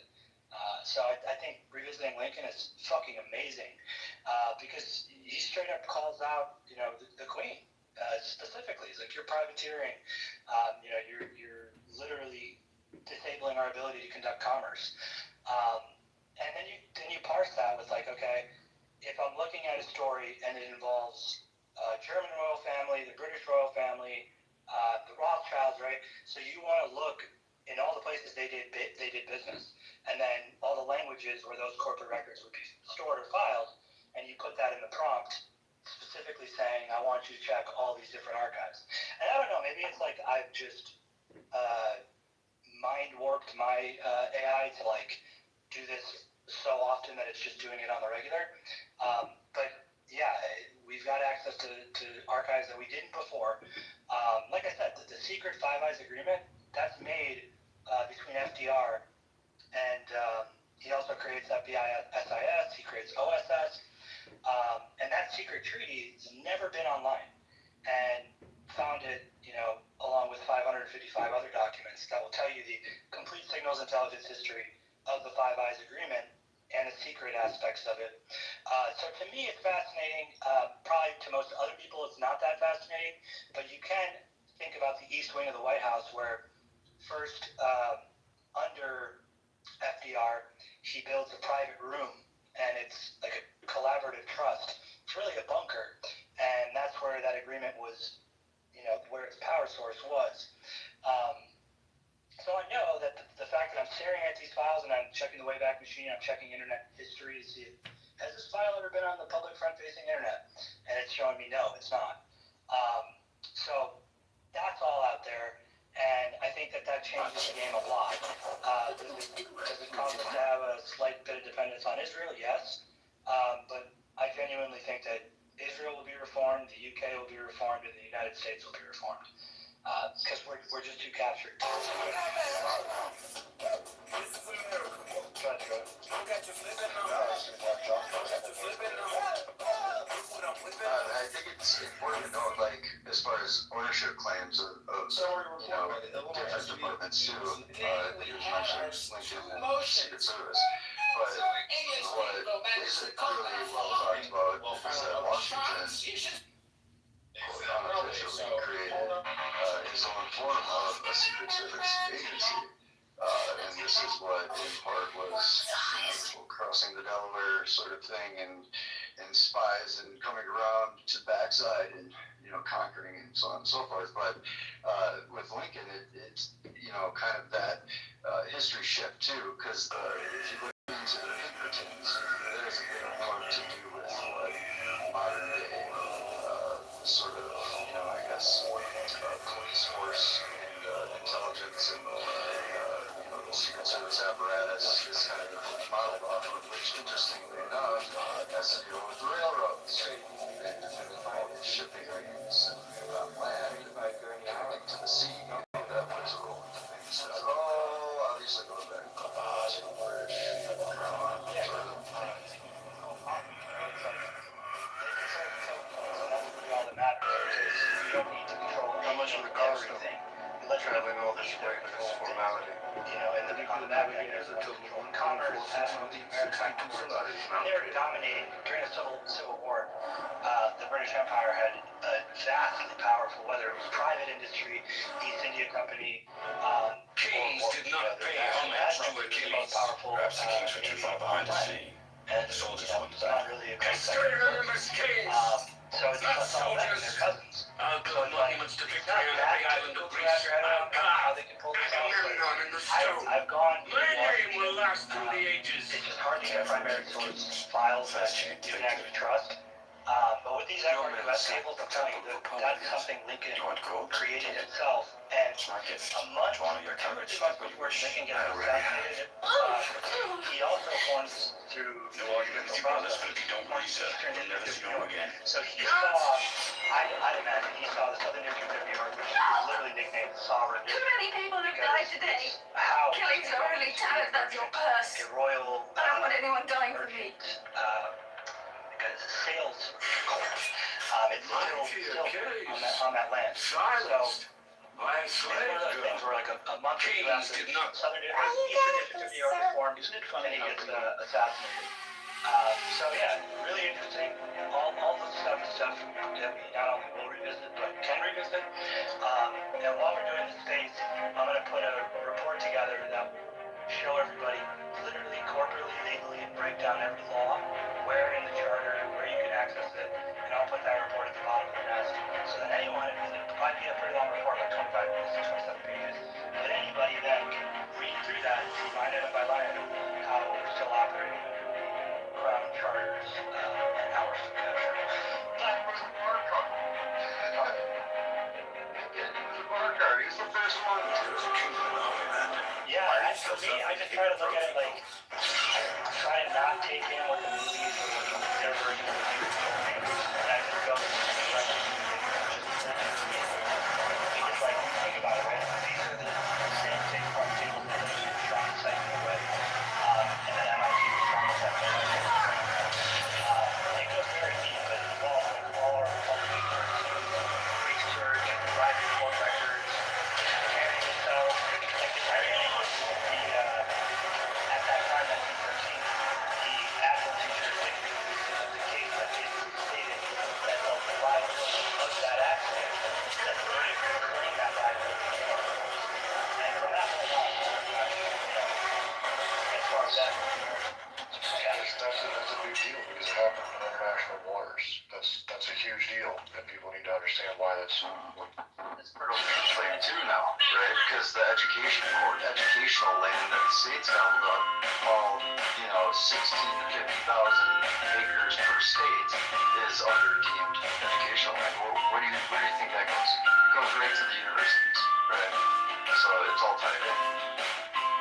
yeah, and they funded the public transit. It's like taking the history of a person and, fiction and then telling Whenever you see an older man with you can pull the papers, right? They have archives until 1904, and it started by start off with James Cooper, who was a librarian at the Library of Congress, and then they formed. What's so ironic about it is FDR, that's the National Archives place. Really what that's doing is collecting all the documents and archives research, all the documents he got and centralizing it. But not so he could release it, so that he could control it.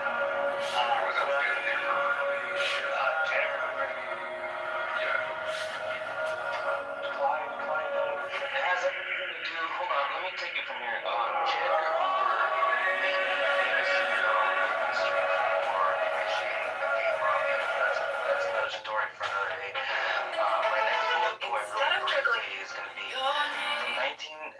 from 1898 to 1910, the group that we've been discussing, we're going to hereby acknowledge them as Cabal.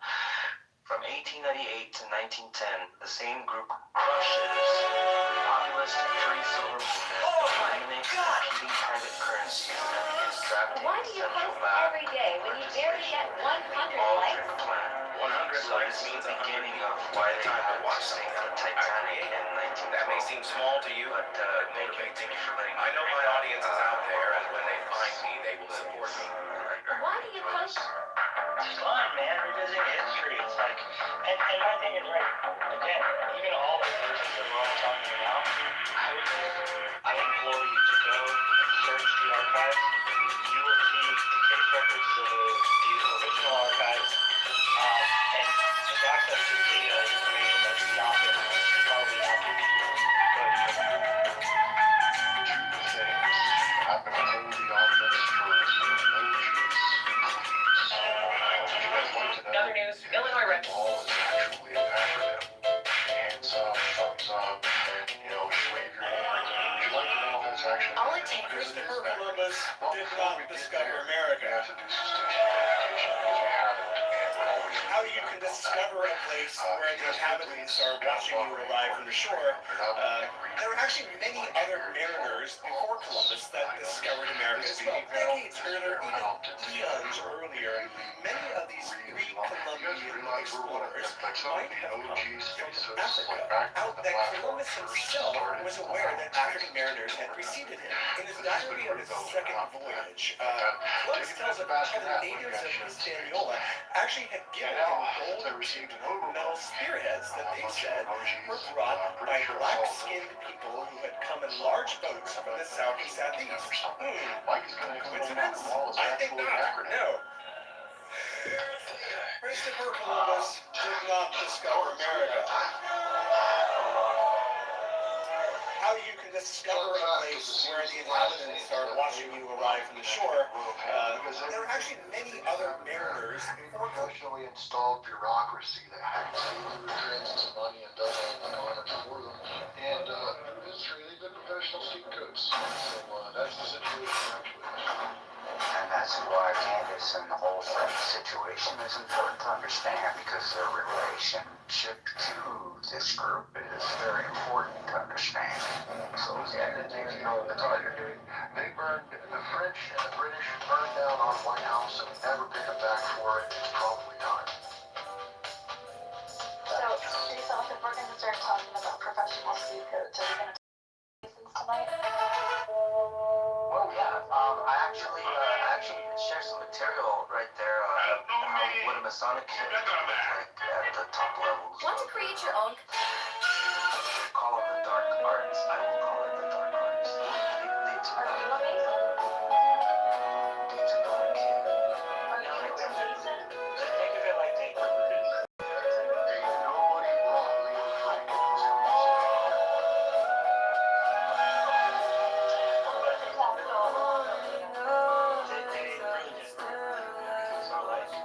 What your modern thought or version of thing is, like if it's something that falls under your branch, something that they're cousins or something that they're the head of, right?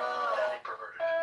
So there'll be the version that's popularized, and then there's like the actual iteration itself. Freemasonry, I suggest definitely not to this water. I think what they used for back in the day, how they started it, any of that, but it was like their primary method of getting together, whether it's the actual fun, taking out sexual, it's all important to them, and they it all comes in super interesting. I just think that's the part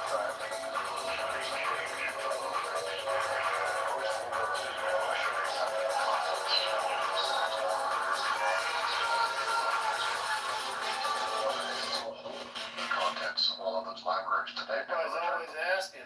They also, there was the American Russian company, which how much never bigger you gonna get? But Russia was on our side of the Philosopher and so forth. But that joker right here is 1,700 pounds.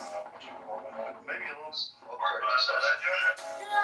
told you that's part of the story of how we actually got lost.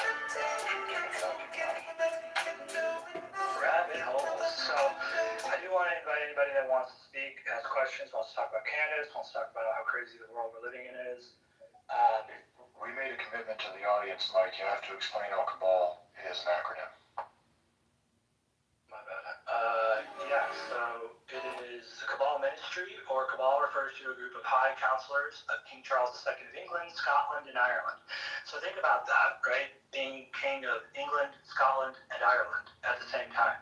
So that means you could have Scottish foreigners that could, in that regiment or that group, go and infiltrate. And so it's very beneficial to be a king of multiple nations or territories. The term cabal has a double meaning. In this context, it refers to the fact that for perhaps the first time in English history, effective power in a royal council was shared by a group of men, a cabal, rather than dominated by a single favorite. The term also serves as an acronym, CABAL, for the name of the five privy councillors, Clifford, Arlington, Buckingham, Ashley, and Lauderdale, who formed formed the Council's Committee for Foreign Affairs. Foreign Affairs, that right there is your keystone. Look into the foreign affairs, look into the history, look into the version they told you, and then find out that they lied. These 5 members made up the cabal, Clifford, Arlington, Buckingham, Ashley, Lauderdale, which held most of the power within that government. C stands for Sir Thomas Clifford, 1st Baron Clifford. Anyways, their fucking names are so annoying. Are there any dots to connect there from those names to the people who are at the helm of these 2 national organizations? One being the Council for National Policy, right? Yeah. That's the one that you don't hear about, the Council for National Policy and Council of Foreign Relations. Yes, you'll find it like in the United States, you'll have the Diplomatic Corps, which is French for Corps Diplomatique. It's a collective body of foreign diplomats accredited to a particular country or body. Diplomatic corps may, in certain contexts, refer to the collection of accredited heads of missions, ambassadors, commissioners, nuncios, and others who represent their countries in another state or country. So diplomacy wasn't something that they created. It was actually the concept. Well, I don't actually know because India probably, they were controlling it. But yeah, Council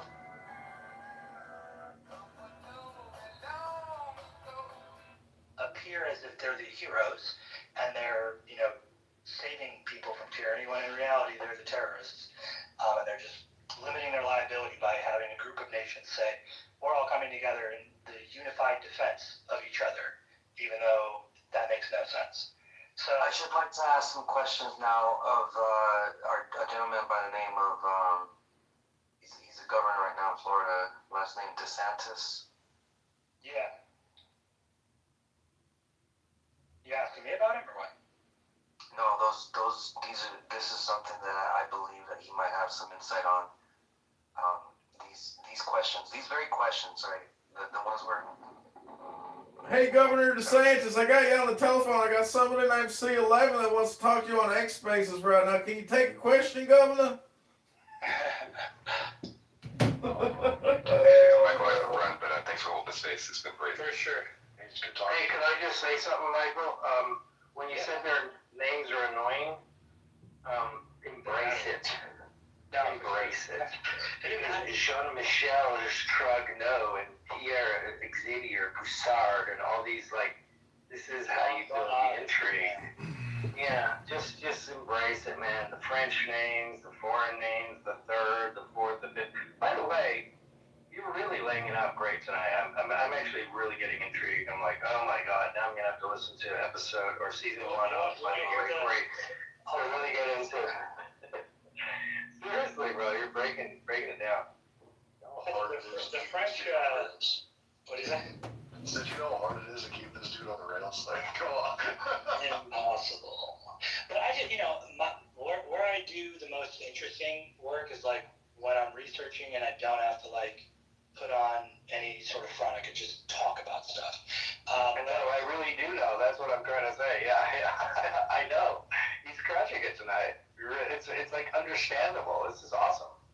So I'll read the French Foreign Legion post because everyone's like, French Foreign Legion, French Foreign Legion. What is the French Foreign Legion? Well, I'll tell you guys. Credit Vsauce for a cool on that. Vsauce has been guiding them pretty well. Well done, Vsauce. You ready for this, TGK? So, Mike, how many teeth do you have to qualify to be in the French Foreign Legion? 4, which goes back to the 4 original unified nations that formed the French Foreign Legion, because it's comprised of foreigners, meaning not French. So I'll have to put this in the top of the mess. But so the French Foreign Legion was literally born directly out of the same royal bloodlines that rule the world today. In 1831, it wasn't some edgy Republican general who created the Legion. It was the French King Louis-Philippe I, head of the House of Orleans, signing a royal ordinance to raise the corps of foreigners to fight France's dirty colonial war in Algeria. So French citizens didn't have to do it. That's the origin story. A royal foreign mercenary army built to project power while keeping political damage low at home. Here's the part that the history books often leave out. That same king's daughter, Princess Louise d'Orleans, marries Leopold I. That's the head of house of the Saxe-Coburg-Gotha. He's a prince. He becomes the first king of the Belgians, making her the queen of the Belgians. And so marrying French nobility into the German British House of Saxe-Coburg-Gotha. So the queen, the nobility into the bloodline, the German House of Saxe-Coburg. Their descendants, Leopold II, the king who turns the Congo Free State into his private extraction colony. Carlota of Belgium, Empress of Mexico, in a French-backed imperial project. Now plug in Queen Victoria and the rest of Europe. Leopold I of Belgium is the uncle and mentor of Queen Victoria. Victoria marries her own Saxe-Coburg cousin, Prince Albert, fusing the British throne with the German one, into the same German Coburg web. Their children and grandchildren marry onto almost every major European throne. United Kingdom, Windsor's rebranded in 1917, but the bloodline, that's what matters. Bloodline is still Saxe-Coburg-Gotha. Belgium, Leopold line, they actually take over the brand of Saxe-Coburg-Gotha once the British relinquish it. And Belgium is based on the Napoleonic Code. It's influenced from the Napoleonic Code. So their declarations and all that are written in French. Spain is the Bourbon line tied into the wider Victoria-Coburg cousin network. Scandinavia and the Low Countries, royal houses in Norway, Sweden, Denmark, Netherlands, Luxembourg, all plug into this network of bloodline families. So you've got one royal complex creating the French Foreign Legion to wage colonial wars with foreign bodies, and marrying into Saxe-Coburg-Victoria network that ends up ruling the UK, Belgium, Congo, Mexico, Bulgaria, Brazil. Even they marry into the Russian throne, and even Germany. Kaiser Wilhelm is a descendant of Queen Victoria. So the people who all fought World War I, they're all royal noble cousins and family. Hey, Mike. Yeah. Two things, interject and add context. First, have any of you ever heard the phrase, symbolism will be their downfall? Has anyone ever heard that phrase used in context ever? Show of hands, emojis, fart noises, something. Okay. To tie this together, real quick exercise for the audience. Go Google the state flag of Louisiana. Tell me what's in the corner of the flag. Good. I'll give you like 5 seconds. I don't know if it's a state flag. No, it's on the flag. The Masonic symbol. It's the Union Jack. But also, what else happened in 1917, Mike? 1917? A lot of shit. Yeah, like the Austrian nobility having their titles stripped, and they were only allowed to maintain state. 1919. Oh, I'm sorry, shit, I was wrong. But hey, now you guys get to laugh at me, and you won't forget it. Look at that, 1919. That's a really important point because, right, Germany is this duchy. It's a country that's a group that's made up of different sovereigns that are sitting on the thrones of their own little county or jurisdiction. So they have their own house rules, and the imperial Germany has a different set of rules. So actually, the Prince Albert goes to serve in both as head of the Admiralty in the Royal Navy and swears an oath to Kaiser Wilhelm in 1983. So it's like, 1883, not 1983. So, it's the same royal families that are running point. But to finish up the post, it's the French Foreign Legion isn't just a romantic band of outcasts. It's a royal instrument born on a king's signature, wired into the same dynastic web that carved up Algeria, Congo, Mexico, and half of the 19th century world, and whose countries still wear crowns across Europe. Foreign soldiers, royal commands, same families, same empires, different countries, different uniforms, one royal bloodline. So, and you can literally see it right there on the two houses and the crests. The symbolism is right there, right in your face. And it all means stuff to these people, but to us, we're like, fuck off. We thought we ended this in 1776. Well, that had anything to do with Candace? Mm-hmm. When she says that the French Foreign Legion's after her, right? And that the DuPonts in Bloomington, Delaware, it's absolutely plausible. And not only absolutely plausible, the way she's talking about it is exactly how they do it. So, sure, to the average person, it sounds fucking crazy, but to the average person, they're trusting the FBI. Mike, and to get Mike, what about she shifted, wasn't it yesterday? It's to not the DuPonts, to some other Pierre dude? The Ukrainian Israeli. Well, think about it, Matt. If you wanted to hire a hitman, would you want him to just be French, or would you want him to be French, Israeli, British, German? I mean, no. What I'm saying is I actually, when she first said the guy's name was Pierre, and he's a rich guy, and the whole thing started with she heard that there was a donor named Pierre, and there's a Pierre, and he's a DuPont, and their friends were like, hey, you caught that, it's DuPont, and blah, blah, blah, and she was like, oh my God, it's Pierre DuPont, it's Pierre DuPont. My good friend Luke, The next day she's welcome to JDS Psychiatric Services with your friend Music. I'm in the next space. It's called Ace Candace Owens Over the Target. She says it DuPont for some reason. She says it's DuPont. DuPont. If I had a legitimate hit on my life, and I get 7 emails telling me this Ukrainian mercenary, sounds like, with a fake name, shows up down the street, it'd probably scare the shit out of me too, and I'd probably stop talking about the DuPonts and put all focus on this guy. So now she's changing the narrative because she's scared. So now we can't trust her. Oh, I don't know. Listen, I know I love your thing, but I know that you have your theories, but I just really do believe if someone wanted Charlie taken care of, they would call a black ops guy who was a trusted operator, and they would just send him a picture, and they would just say, get it done. It wouldn't be hundreds of people involved. But do you think it'd be a good thing to do now, though?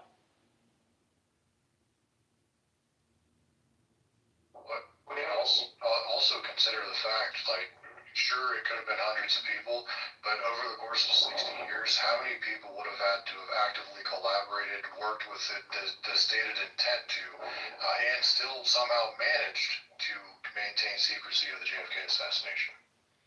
Every country you can think of. No, the thing would have been that it was taken care of, and then certain people in the higher ups decided to keep it on hush-hush because it would make CIA look bad. But really, it could have been one CIA commander made a call, maybe 1 or 2 people involved, and I just don't. And keep in mind, this is the president of the United States. Charlie Kirk. I know people said he was going to run for president. Honestly, I don't think he would have become president. I do think he had the ear of the youth, but I don't think he really rose to the level of an international leader who was about to the Federal Reserve and create banknotes and destroy and shatter the FBI into 1,000 pieces and stuff like that. I just really think if it was Macron's penis, they would have just made a call to a friend and they would have had a guy take care of business. This is not something that would be that hard to do. They could have taken him to San Diego when me and Luke were there. They had the exact same opportunity. It didn't have to be that moment. It didn't have to be that day. They could have just followed him for a little while, waited, and took the shot. Simple as that. So you're saying they made a show of it on purpose? I'm sorry, what's that? You're saying they made a show of it on purpose, you think? Yeah, I'm going to say it for him. I definitely think they wanted to shoot him, on purpose, but they could have shot him, in San Diego. Ask Luke. Where we were in San Diego, there was people on the roofs. I remember saying to Luke, I'm like, are those our guys or their guys? Who's on the roof? Yeah, but it was multiple during those days, and it would have been just as easy in San Diego, and he was on TV. It could have happened anywhere, anytime, on any of these campuses. During that time, Any operator could have just followed him for a couple of times and went, this is my time, I'm taking the shot. Done. Yeah, but it wasn't opportune at that moment because he was still I call him Charlie Cook at the time because he was fully in the back pocket of it. Sure, but I just don't think it needs hundreds of people to sit down and say, okay, he crossed the line. Did he cross the line? Call the homeboy, call the French. He crossed the line. He did this. Call those. Call the Egyptians. Tell them to rent a hangar. Follow fucking Candace around for a few years. Have them stalk her here. Have them do this. Send in these guys. Send in those guys. Cover this. It's like so many people involved. I just think the larger and larger it gets, the less plausible it gets. That's all. Well, I don't think we're going to get answers from our government because we're incapacitated. We can't get answers. JFK, MLK, Malcolm X, RFK,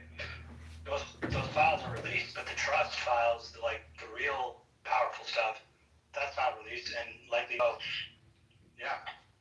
If I can take the interjection here just real quick to spit out the next bullet point because it's very relevant to what you're just saying.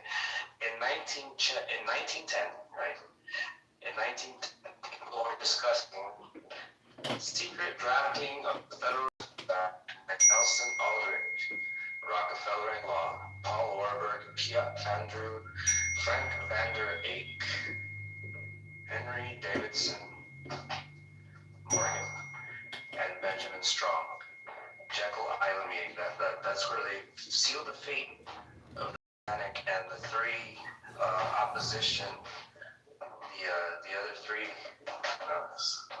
I think their names are coming up. I can do a quick search, but thank you. I yield.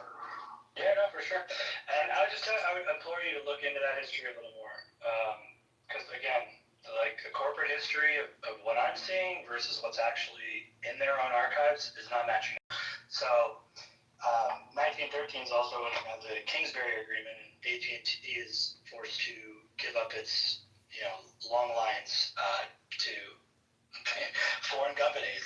The 16th Amendment.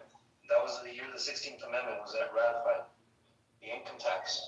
So now you know why they had to do that. So, to make sure that money was going to go where it's supposed to. I do have to agree with you, though, Michael, on the whole Foreign Legion thing. It's kind of, people might think that sounds weird, but if you put it in the perspective of just modern day contractors, the so-called contractor, the federal government and the military, whenever they want to run ops, that they don't want to get, like, something goes wrong, they don't want to be like, oh, that was our guy. If something goes wrong, they just go, yeah, we fired those guys. We're not using those guys anymore. Exactly. So now you have command doesn't go all the way up, and mercenaries and hashings and military government. Maybe go back to Game of Thrones, literally, which this is all really about.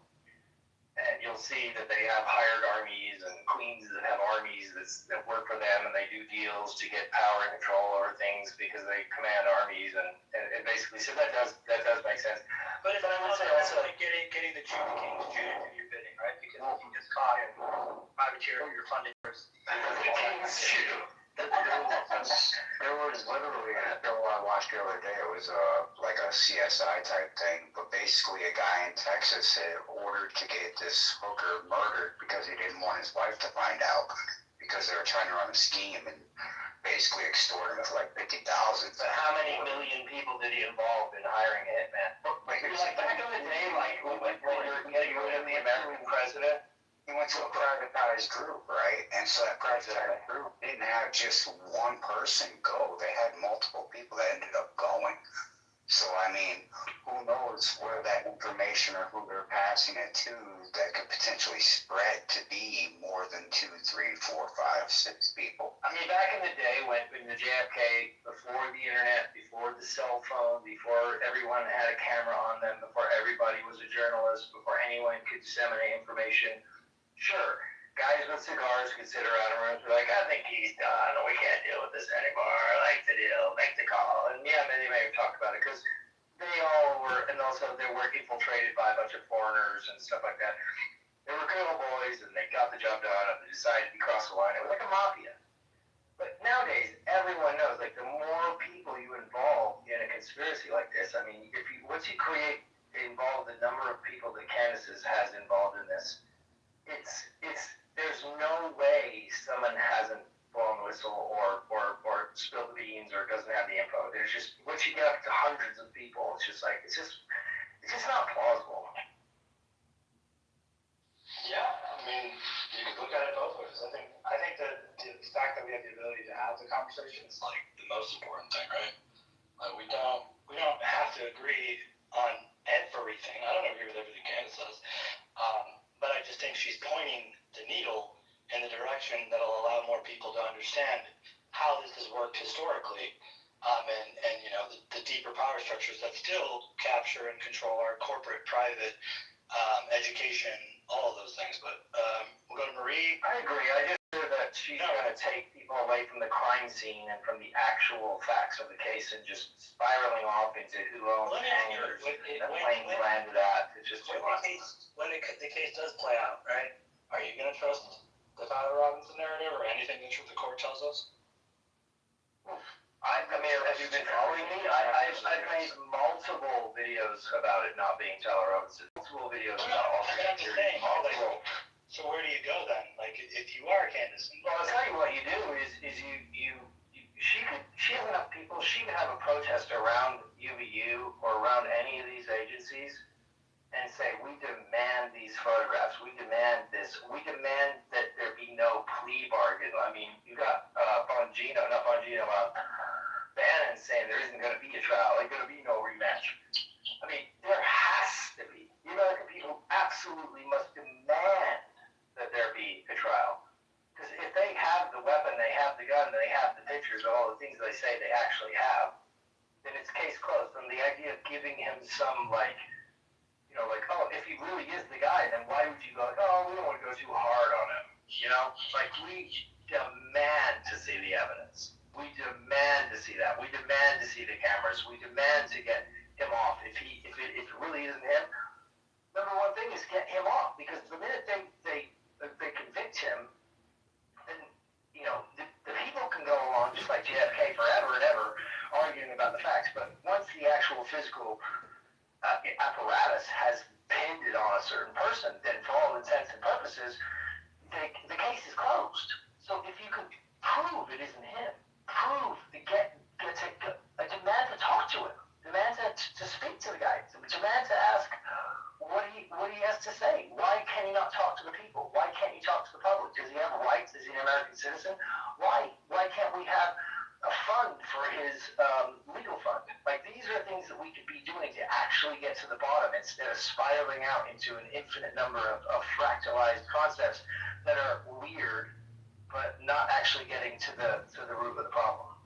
Because they're running out the clock, Matt. That's the real answer. And I agree getting to the bottom of it, but if we do it in the form of seeking emotional justice before objective justice, we're going to wind up in the exact same spot in points of history that we've been before. So my thought on this, and sorry to interrupt, but I think both of you are right, and I don't think that everybody was fully right at the same time. I think that we're in a situation where if we're looking at the kings of propaganda that have come through the British and Israel and different things, they're very good at playing both sides and feeding. Why can't the people talk to Tyler Robinson? Why can't we talk to him? Why can't nobody talk to him? How come there's been no word? Well, and if I may, Patsy, no word. I'll let you go. I'm not sorry, but every one of these Aurora shootings, this shooting, that shooting, they basically have these guys drugged up. They come out with red hair and they have a blanked out stare by the time they come out. This guy was an honor roll student. Like, he should be able to speak. You're actually proving my point. You're proving my point. A lot of this is to stimulate the seeking of emotional justice so that the public loses its mind one direction or another, and then they'll switch hats and start feeding the other side.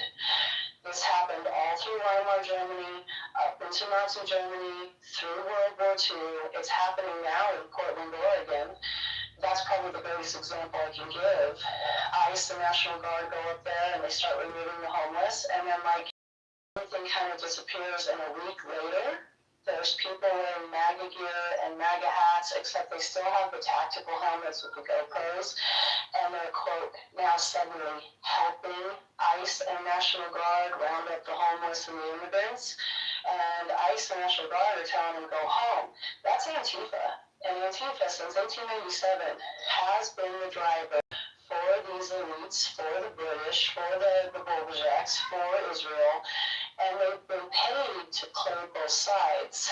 And so when I look at the canvases, we were to focus our intention on hearing from Tyler, which I fully agree. Instead of spiraling around on who's a Fed and who's not a Fed, and whether the gun was or the gun wasn't. If we really believe that the number one thing to do is to analyze the actual supposed criminal and give him the actual rights that are supposed to be afforded under whatever whacked out frickin' court system I'm sure Michael can tell you about.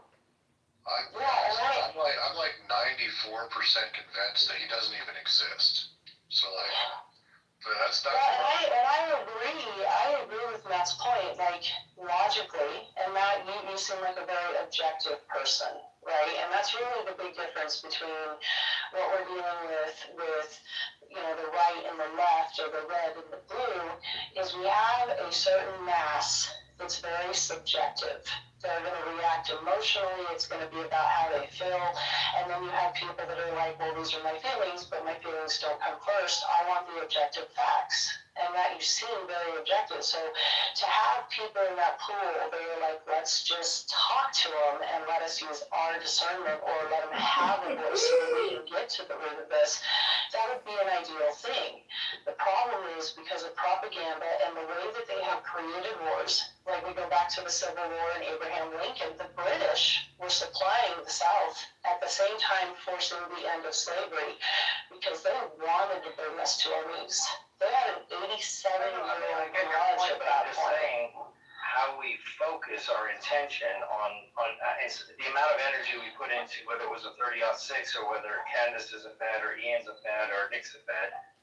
If we were all to say, like, we want to get to the bottom of this, and no offense, if you want to talk about emotional things, I don't know which side you are on the. I'm not even. I'm like hardcore objective. I want the facts. So but I look at these people. I feel. Oh yeah. I feel 99.9% of the time is I feel this and I think that, and it makes me feel I'm not happy. And I'm so the way I look at it, that's the way we deal with shit. Focus the way I look at it. The problem is, then get to the bottom. If I may, the way I look at it is there's a couple of options. Humanity has been trained to respond this way almost systematically. So one of the options, whether I believe it's effective or not, it is proven if you saturate. If you saturate, propaganda has a very hard time to continue to exist. And I tend to think, and this is a subjective, I tend to think that that's where we're at in this position, is that saturation is going to cause people to be more objective and to be more like-minded like you or like me. I really don't care about how it makes me feel. I just want the fucking facts. I don't want the propaganda. I don't want the runaround. But the only way that I could go and see that was to kind of pull back and say, where are they playing both sides? And what they wait for is emotional justice. And so if you reaction to Charlie Kirk's death, it was, especially for the youth, there was a huge drive initially for this large emotional justice seeking. By their playbook, they could have had us by the balls. There wasn't anyone willing to question anything. They wanted his head. And so I get the point of the frustration of like the people that don't need that. We just want the objective facts. But I also get the point that if you're going to decrease that emotional justice, one of the effective ways is to do it through information saturation. That can actually cause discernment in its focus. Saturation. So focus saturation, yes, I agree. Let's talk to Bloomington. Let's get the cameras. Let's hear the facts. We need to have the trials instead of spiraling around. If we get stuck with those three things, so talk to Tyler, get the cameras, and I forget what the third one was, but basically, go to the scene of the crime, get the actual physical evidence, talk to Tyler, get the cameras, and just get to the basics. Now is how you're very appropriately focused on the topics that we've got posted on the space about it being, what happened with Charlie Kirk and Candace Owens' perspective and everything. But what I don't think you're hearing is that Marie is bringing a higher level of abstraction. It's not about any one given topic. It's not about the Charlie Kirk assassination. I understand. I'm going to leave here in a second, but she's saying we need to get over the emotional thing. But then at the same time she's being emotional. I'm just saying focus, and we'll get it done. And you were trying to get I love you guys. I gotta go. your own framework. Thanks for popping in. Wasting our time. Alright, so characterize things through your own framework, and this is going to be appropriate for anybody, whether it's in this space, whether it's in a conversation with somebody in line at Starbucks or at church, wherever it is. What we have been programmed into collectively is viewing things through a certain lens, a certain framework, and it does not allow for the perspective of others or the possibility of additional information, whether that is from history that has been forgotten and rewritten, whether that is from information that used to be scientific and is now considered to be satanic, whether it is, fill in the blank. And so what I think we need to come back to and remember above all is that your perception is valuable, and it is not a matter of is something emotional or is something objective. You have to recognize that there is a balance in all of that. And I think, Marie, that's more what you were getting at, if I heard you correctly. Yeah, and it really, as long as if we're the pendulum, our perception is the prize. They are constantly looking to control our perception. And we want to name the cabal, which Michael Corey and Vsauce did amazing. I mean, the digging on the British and the royalties and the crown is just phenomenal out of these two continuously. But, okay, well, let's go find them. So, what I'm saying is they are very efficient. They don't really, they have an idea of which way they want to turn out, but they'll play both sides. They'll capitalize on both sides because the goal ultimately is just like the American Civil War, is for us to just destroy ourselves for their benefit. And as long as we, go ahead. Here's a fun fact. So speaking of the Civil War, Mike and I were today. Just so happens that the South didn't adopt the penal colony in the same way that the English used it. However, they did sublet out or sublease out labor that was withheld within institutions. So they would actually take prisoners and then sell their labor out to the open market. That was one of the largest threats to the North market because they had access to low-cost labor and volume because they had so many prisoners. What you got, buddy? Marie, we'll jump back in just a second. Gamblers like throwing gang signs and stuff at me. You've been waiting forever. No, I take a look at all this and I just think of this all as diversion. And I understand it is important, but we're elected by the people, or we should be. And clearly, right now, our elected officials don't work for us. We all could see that. We all understand that. And I could go in and explain, and you could take a look at any election that has a vote by mail system.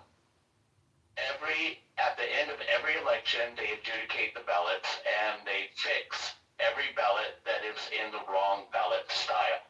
That is what you see in all the Dominion machines and all that. And if you want to go ahead and fix it and take them out and have our politicians actually listen to the people, you have to remove them out of the election. And that goes for every cabal group that there is out there, whether it be any of the groups controlling it. And you could go ahead and take a look at the laws that are passed, and you could go through every single one and see exactly when things change. And you could recognize it's happening by the same lawyers working for the same people and then the same subgroups underneath it. You could probably tie one in for each group that you're concerned about. And it's clear how much money we spend at the problems and all that stuff. But what I'm saying is that if we just take, I don't understand, I don't know. That's basically what I'm saying. Anyone have? It's like that. Sometimes it'd be like that, though. And the election theft thing is going to come out to be like significantly larger than any of us have ever. Well, you take a look at this last election, Prop 50, right? Prop 50, you had almost every single county in California have one ballot style. The reason why they did that is if they were to actually have reporting districts, you would have multiple areas where ballots shifted from one ballot ballot style to another, meaning I mailed you out ballot type number 1, you mail me back ballot type number 2. How did this happen? Well, it happened very simple.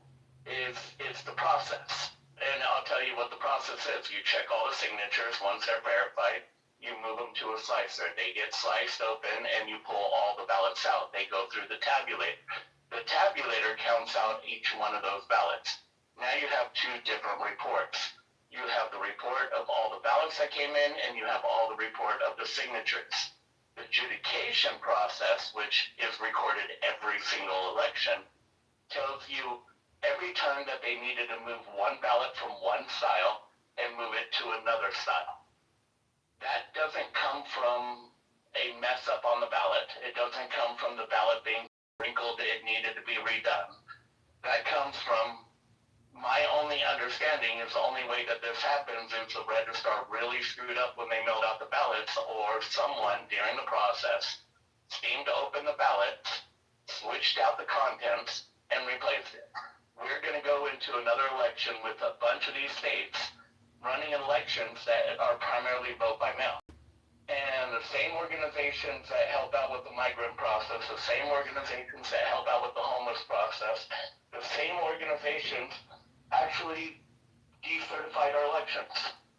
And they're the ones that protected every single time anyone goes against it. Yeah, where it's so much worse than that. So it's not even that they're changing out ballots. They're actually accessing the back-end data and altering the outcome digitally. That's what they did. Shout out Maricopa County. You know?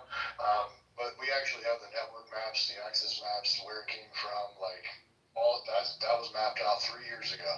And No. I get what the map does say, but I think people are misunderstanding it. Oh no, there's no misunderstanding it, buddy. Those things are connected to the live internet, and they were accessed live through the internet manually through a relay server in Chile. Like that happened. It was done from Serbia, and it's about as egregious as you could possibly imagine. And not only that, there was a plot that started in at least 2018, probably 2019, and maybe even before that, with a series of certain governors that includes J.B. Pritzker to knowingly create sanctuary cities, import illegal migrants, knowing that it would alter the outcome of the census that would ultimately have an effect on the Electoral College. They've been running this gambit for a long-ass time, and they just got caught. Well, I'll just tell you this with the tabulator. Like, the reason why I find that a little bit, you need a paper trail. And that paper trail matches with the machines. And I can tell you the adjudication process that every single county did, and they started doing this and they ramped it up. And it's based off of poll site voting rules. I know this because I worked there for 20 years. I know exactly what we're doing and why you can barely find it. And the reason why they don't want that report out. What people are seeing is the 2 reports don't match. So what ends up happening real quick is they go, hey, look, we need to pull 400 ballots out of this precinct. We need to pull 300 ballots out of this precinct.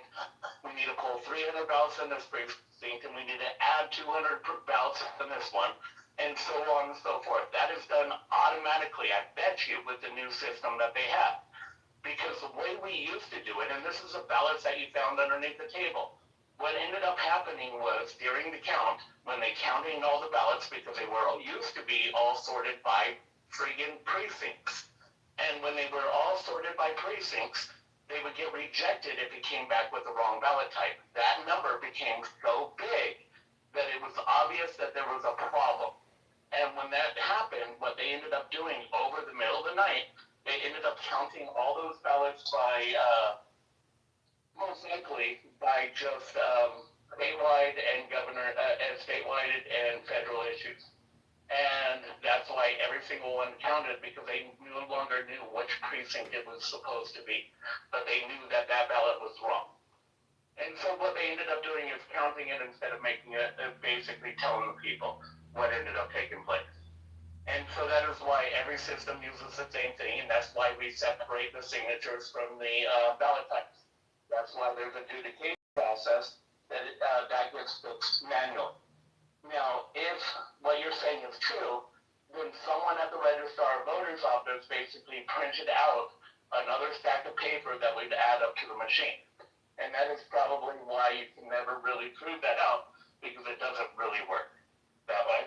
That's the thing. It was proven, and the evidence wasn't allowed to be entered into court because it was Arizona. But Clay Parikh did a really good roundup on how to hack a machine with a paperclip. Actually, I think it was name pen. Asterisk. I think it was name pen. But there is an astonishing amount of network forensic scans that shows literally every thing that's connected to those networks and where they route back. No, I get you on that, but the paper trail matches those machines. Yes. That's what I'm telling you, because when I worked there, up to the point that I worked there, that was always the case. There's a paper trail that gets printed out except for 1 year, and 1 year only, and I think that was back in 2006, when the machines did not have a paper trail. Now, do I trust that paper trail completely? No, the paper trail was burnt on the thermal paper. And thinking back at it, we should have never done it that way. We should have done specialty paper where we could track it. Do you follow the Clinton Foundation whistleblowers by chance?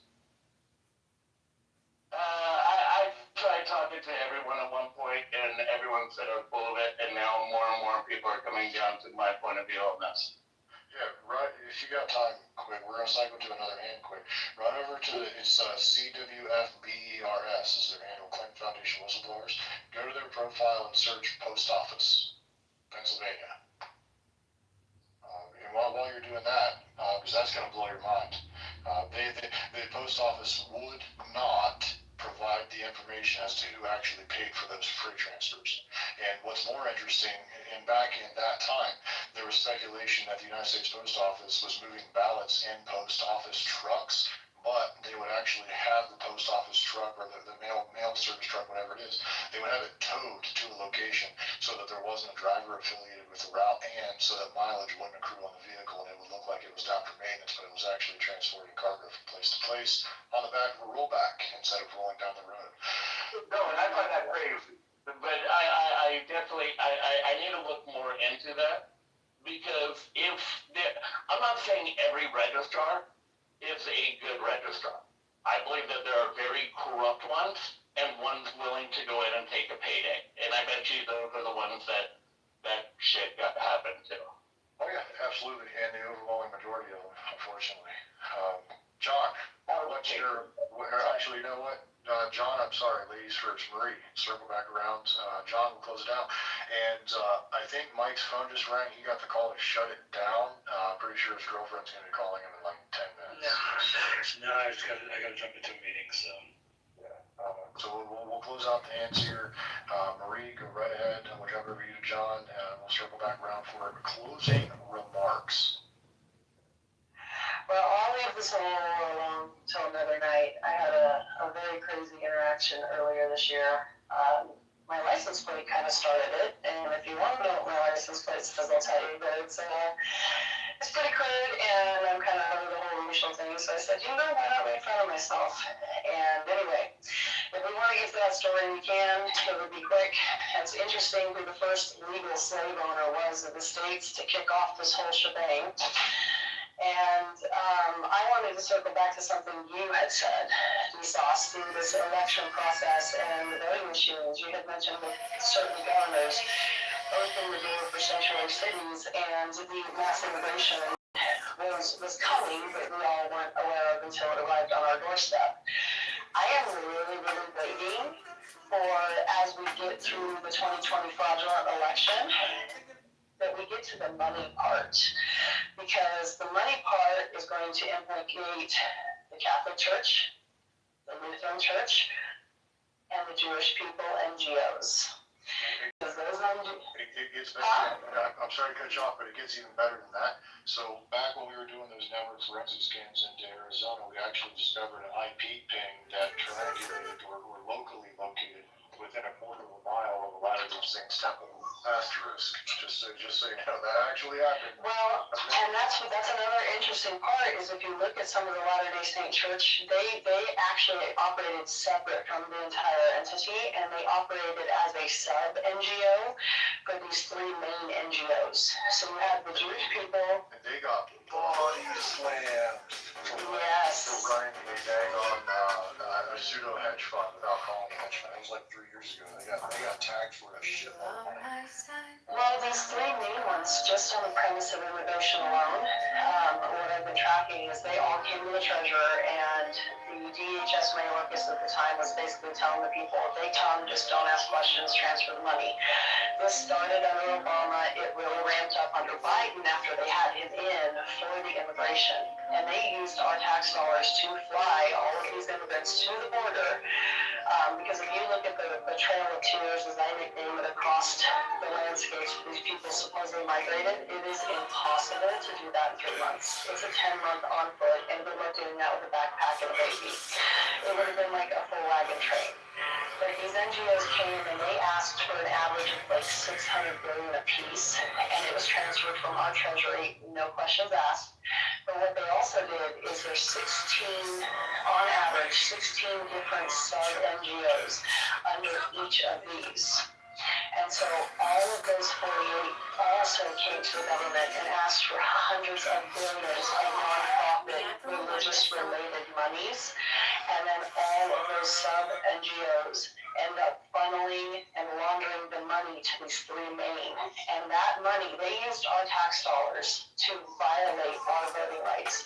They used our tax dollars to drop these people off at the border. And then further, with the corporations buying the single-story homes, they used our tax dollars to come in and tell those people, kick your renter out that's an American, we'll pay you double to house this migrant. And it's caused all of these crises. So for me, I know we're going to get close when those NGOs start getting implicated, not just with the immigration, like they have, but when they start getting implicated as the funding for the corruption in the voting. That's correct. And Mayorkas was on the board of governors at FirstNet, by the way. That's an interesting piece of information that a lot of people overlook, and Mike knows why. And I was going to foray into doggone Cradle Point and all of that, but I don't know that that's even necessary. Own company controls everything you care about. It's the Eye of Sauron. That's the nuts and bolts of it. But let's jump to John at the 11, and then we will wrap up. Real quick point to what you were just talking about with Latter-day Saints too. Epic rabbit holes is the connection with the family tree services and DNA. Looking into that, who runs and controls a good majority of those operations. It'll blow your mind. Which is a good transition into, I guess, kind of my point with the guns turned inwards and international of sorts, because our alphabet soup agencies who are supposed to be protecting the outside from foreign interference, right, turn the guns inward. And this happened over a long period of time. Started, pre-JFK, but, in modern history, let's just say JFK going forward. And, hence his big speech about, shattering the CIA into, thousands of pieces or whatever. But anyways, what came to fruition in physical form was Charlie Kirk. That was, call it theater, call it whatever you want. It was real that a man died, and it was broadcasted. That should be the tell of all tells. It's good to think international, but don't forget international is dealing with trade, state among state, and we can't forget that aspect of how that plays a role into things of foreign interference. And look here, not there, because the narrative shifts to foreign nations, international commerce, versus inside international trade amongst states and the nation states, right? And on the American side. And, I really wanted to say that because it's fascinating hearing the words district and registrar. And if you start researching terms based on these specific entities, And GSAW's great point as far as the post, by the way. I mean, that's epic because how does the UPU, Universal Postal Union, tie into international and that? John, we don't have time to talk about Bob Kramer tonight, buddy. Don't get me going on Russell J. Gould right now. No, I know. I'm just saying it's crazy because it brings like a global aspect into constant, internal affairs. And we think our counties are one thing and our states are one thing, but ultimately it's like, we really got to look at the big picture of, the system and what the system is and what it's not. And I think that'll, give a big perspective on more, as well as, not just the minutia of the voting, but, the system that we're voting in. I think that's a really important part. But anyways, it's weird you go to the post office to get your passport, isn't it? Right. And we're supposed to go to the Secretary of State for state IDs, but how does the DMV play a role into this and the DOT? Weird. The private enterprise is creating come on. Exactly, man. Exactly. But great space, guys. C11, we'll go to you and then we'll wrap. Thank you. I'm gonna keep it brief. I saw that there are a couple of users with the number 17, and so I will turn to page 17 of my advanced guidance systems to offer some insight. Hands down, the most terrifying movie I saw was a child.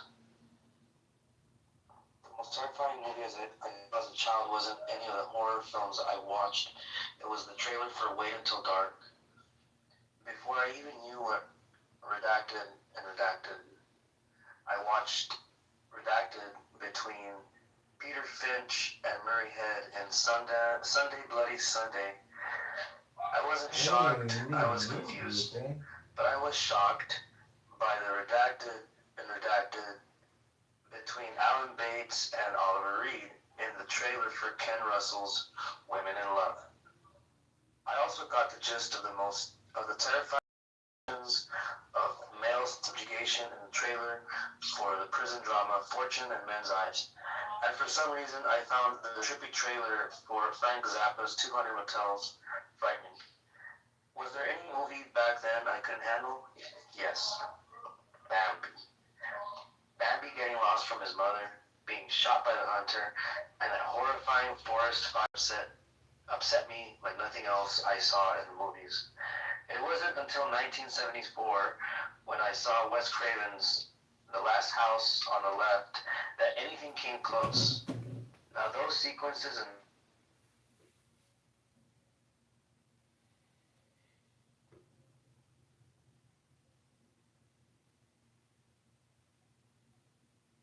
Howdy, Mr. Rashid. I just wanted to bring up something very quickly to the Somalian community.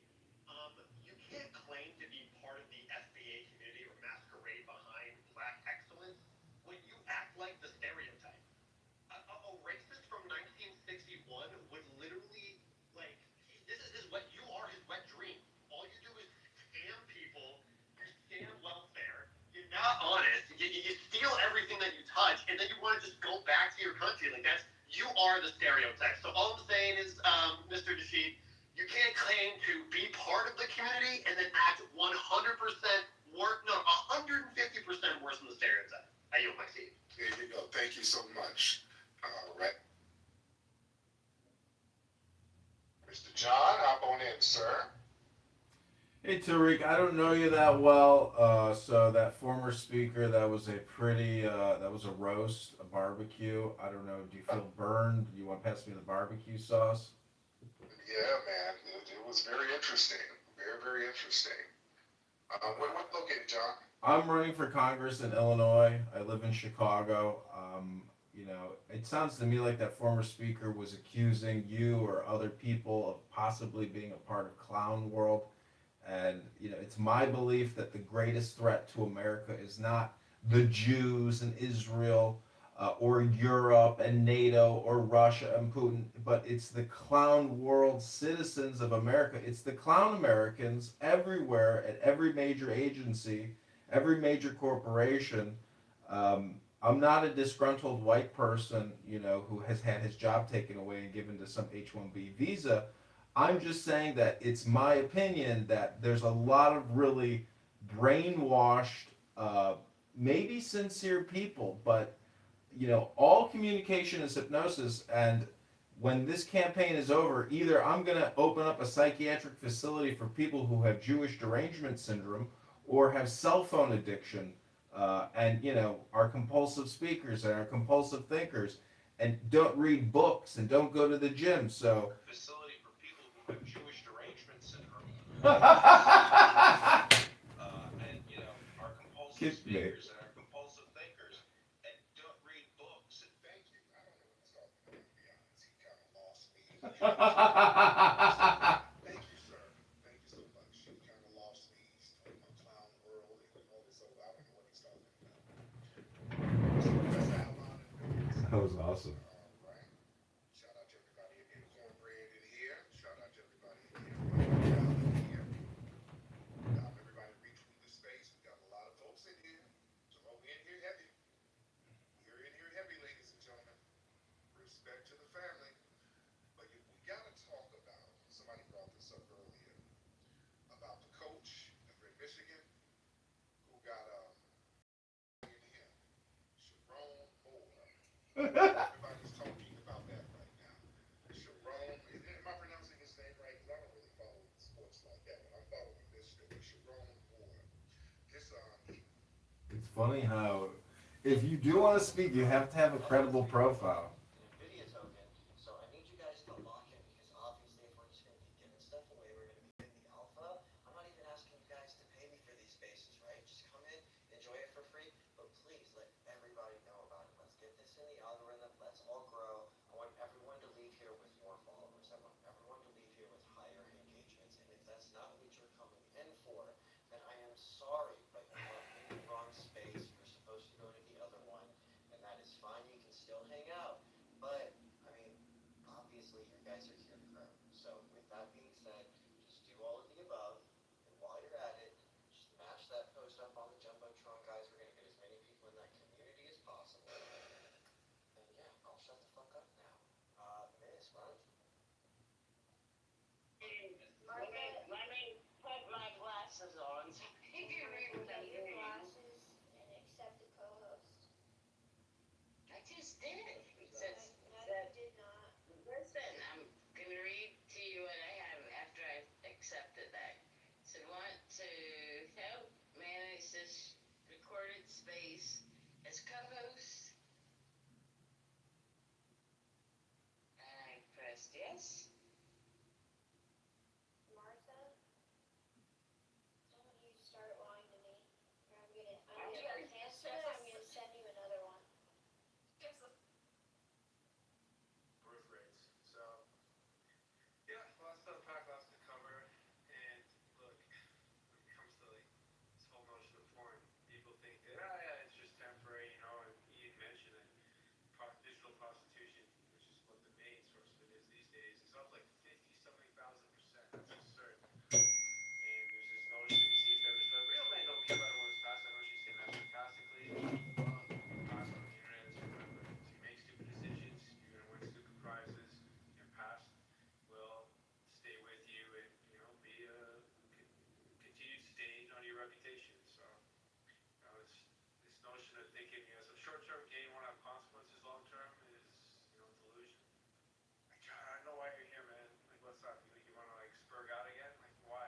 Spurg! Is this Epstein Files case number room 1265? Is one. It's slow right now. Anyway, I have some shit to do, so before let it make some noise. Running off at the mouth. I want to see. I'll just drop him. Joanne's I'm gonna here. Drop him. I'm When he here. gets out of line, I'm not gonna spurg out. Why do you do that? Like, do you have some mental problem? Like, you think that the way you communicate is effective? Is that how you're gonna reach your masses and try to achieve getting in the Congress? Mental problems. I would rather read a book than be here right now. Are you kidding? I want to go study the Torah and go read a book with my rabbi. I mean, I came here to make you guys laugh because you guys are obsessed with Jews. Right. anything to say? Are you done, too? Yeah. No, I'm not done. What do you think, you're on FM radio or something? Like, what Is the fuck this the radio? I called FM 95.5. You're not playing my favorite songs anymore. Everything is Epstein, Epstein, Epstein. Jews, the Jews, the Jews. Israel. Manipulation. How much money have you got them yet? I don't know. Has Ukraine got $1 billion yet? Has Israel gotten the extra $600 billion? How much more money are we going to send to Ukraine and Israel? Have they gotten their shekels yet?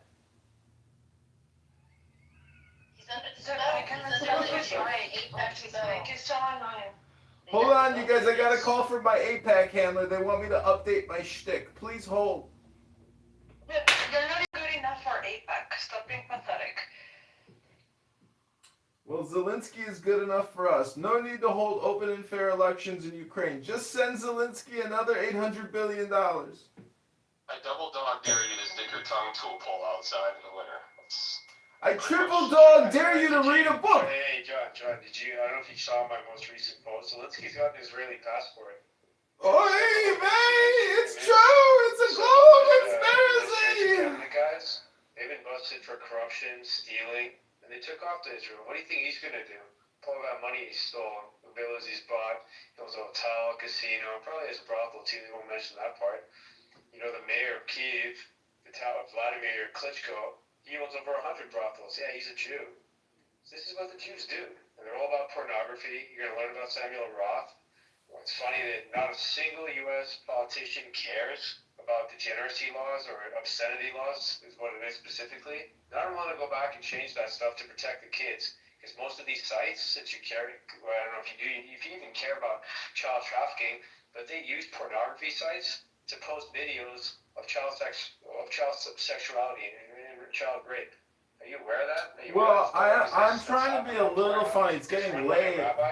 Well, I know Jews own it. The level of your ignorance is that millions of young girls are on OnlyFans, and it's advertised to them at a young age, and that's owned by a Jew too, named Radvinsky. So you're obsessed with Jews. When you say stuff like that, I name names on every single space. Have you heard of Yitzhak Rabin? Episode 120 on the uncensored Epstein files. I'm naming Ribono Shel Olam, have you heard of Menachem Schneerson? You sit there and cry with your shitty mic all you like, and I'll just mute you. Anyway, you can bitch on and cry all you like. Take your message wherever, and then nobody's going to go find a soapbox somewhere. Or maybe someone will listen to you. Why don't you go on Stealth Space? She'll appreciate someone like you. Maybe she'll even help fundraise for you. She's got nothing else to do. She's just a bored, lonely, whatever she is. I don't know. I think she's a divorcee. I don't want to make fun of her person. I don't even care. The point is, maybe you'll get some support over there. Your views may be popular there, but here, I expose the Jewish problem, especially when it comes to degeneracy, pornography, child trafficking, because that's what they're all about. That's what they do. That's what they're proud of.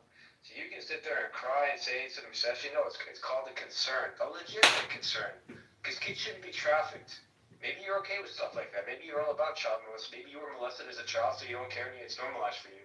But it's not for me. Projection alert! Projection alert! But, so you can come and projection alert! I only brought you up so projection I alert! can face what I think. And if you annoy me a little more, I'm just going to drop you. Projection alert! Like you did, and then you wouldn't get to listen anymore. You'll have to use an alt account or whatever it is you fucking do. Oh, an alt account. I want to go to bed. I'm tired. You can fuck right off, as far as I'm concerned. This is a serious conversation. And I go out of my way to provide receipts and research for the stuff that I do. A clown like you just wants to distract from a serious message because you want the Jews to get away with their crimes. You want them to come with a serious platform. Somebody's a little triggered. Even though you sip so somebody's a little triggered. Are you American? It's a legitimate concern.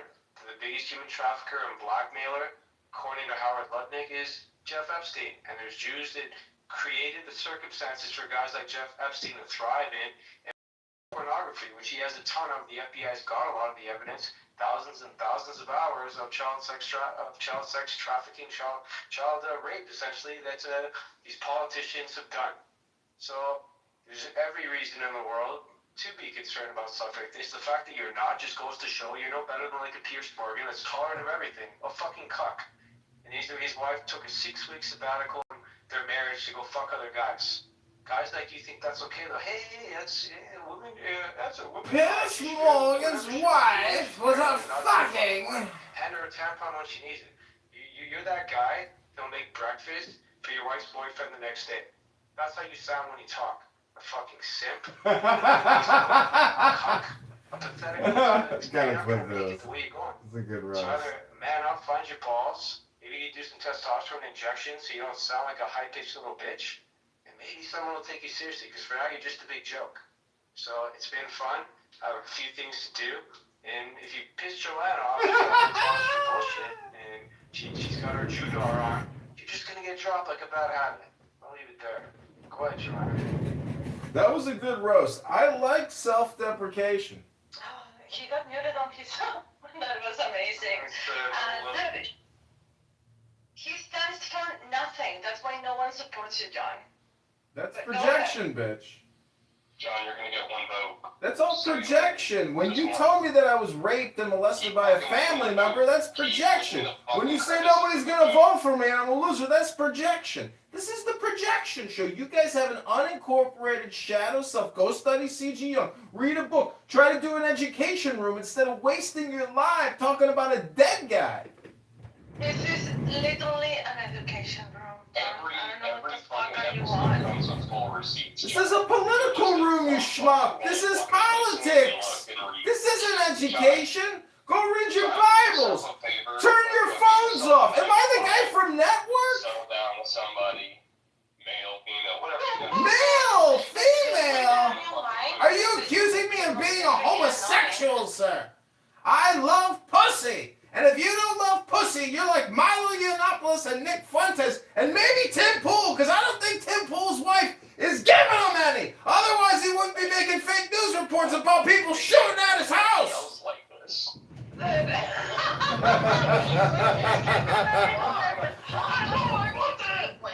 Which bar do you frequent, John?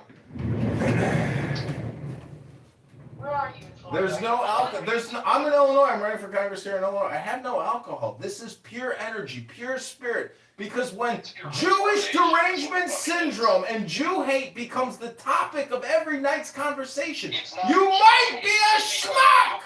Go read a book. Go to the gym. Do something with your life. You fucking despise that. And the reason behind the despise is put into every fucking episode, but you are too ignorant and retarded to figure that out. Okay? That's like your opinion or something, dude, and that's projection. Chicago, Illinois. Top 10 things, John, since you're a congressman, since you're running for top 10 things. That annoy me about Chicago? Well, first of all, Brandon Johnson, our mayor, is a communist from the Chicago Teachers Union who doesn't know simple mathematics. He's the dumbest human being you've ever met. And we live in clown world. Well, sometimes you gotta play the fool to help convert people to become the sage. I'm just saying, if you've never studied the Torah and you've never read a book, you might be low IQ and your LLM brain might not have enough vocabulary in it to understand the gravity of the situation. That people like you do the same as the people before you, that you give a hate on wherever you want. Brothers in Chicago. Just a couple things. Johnny, how many of you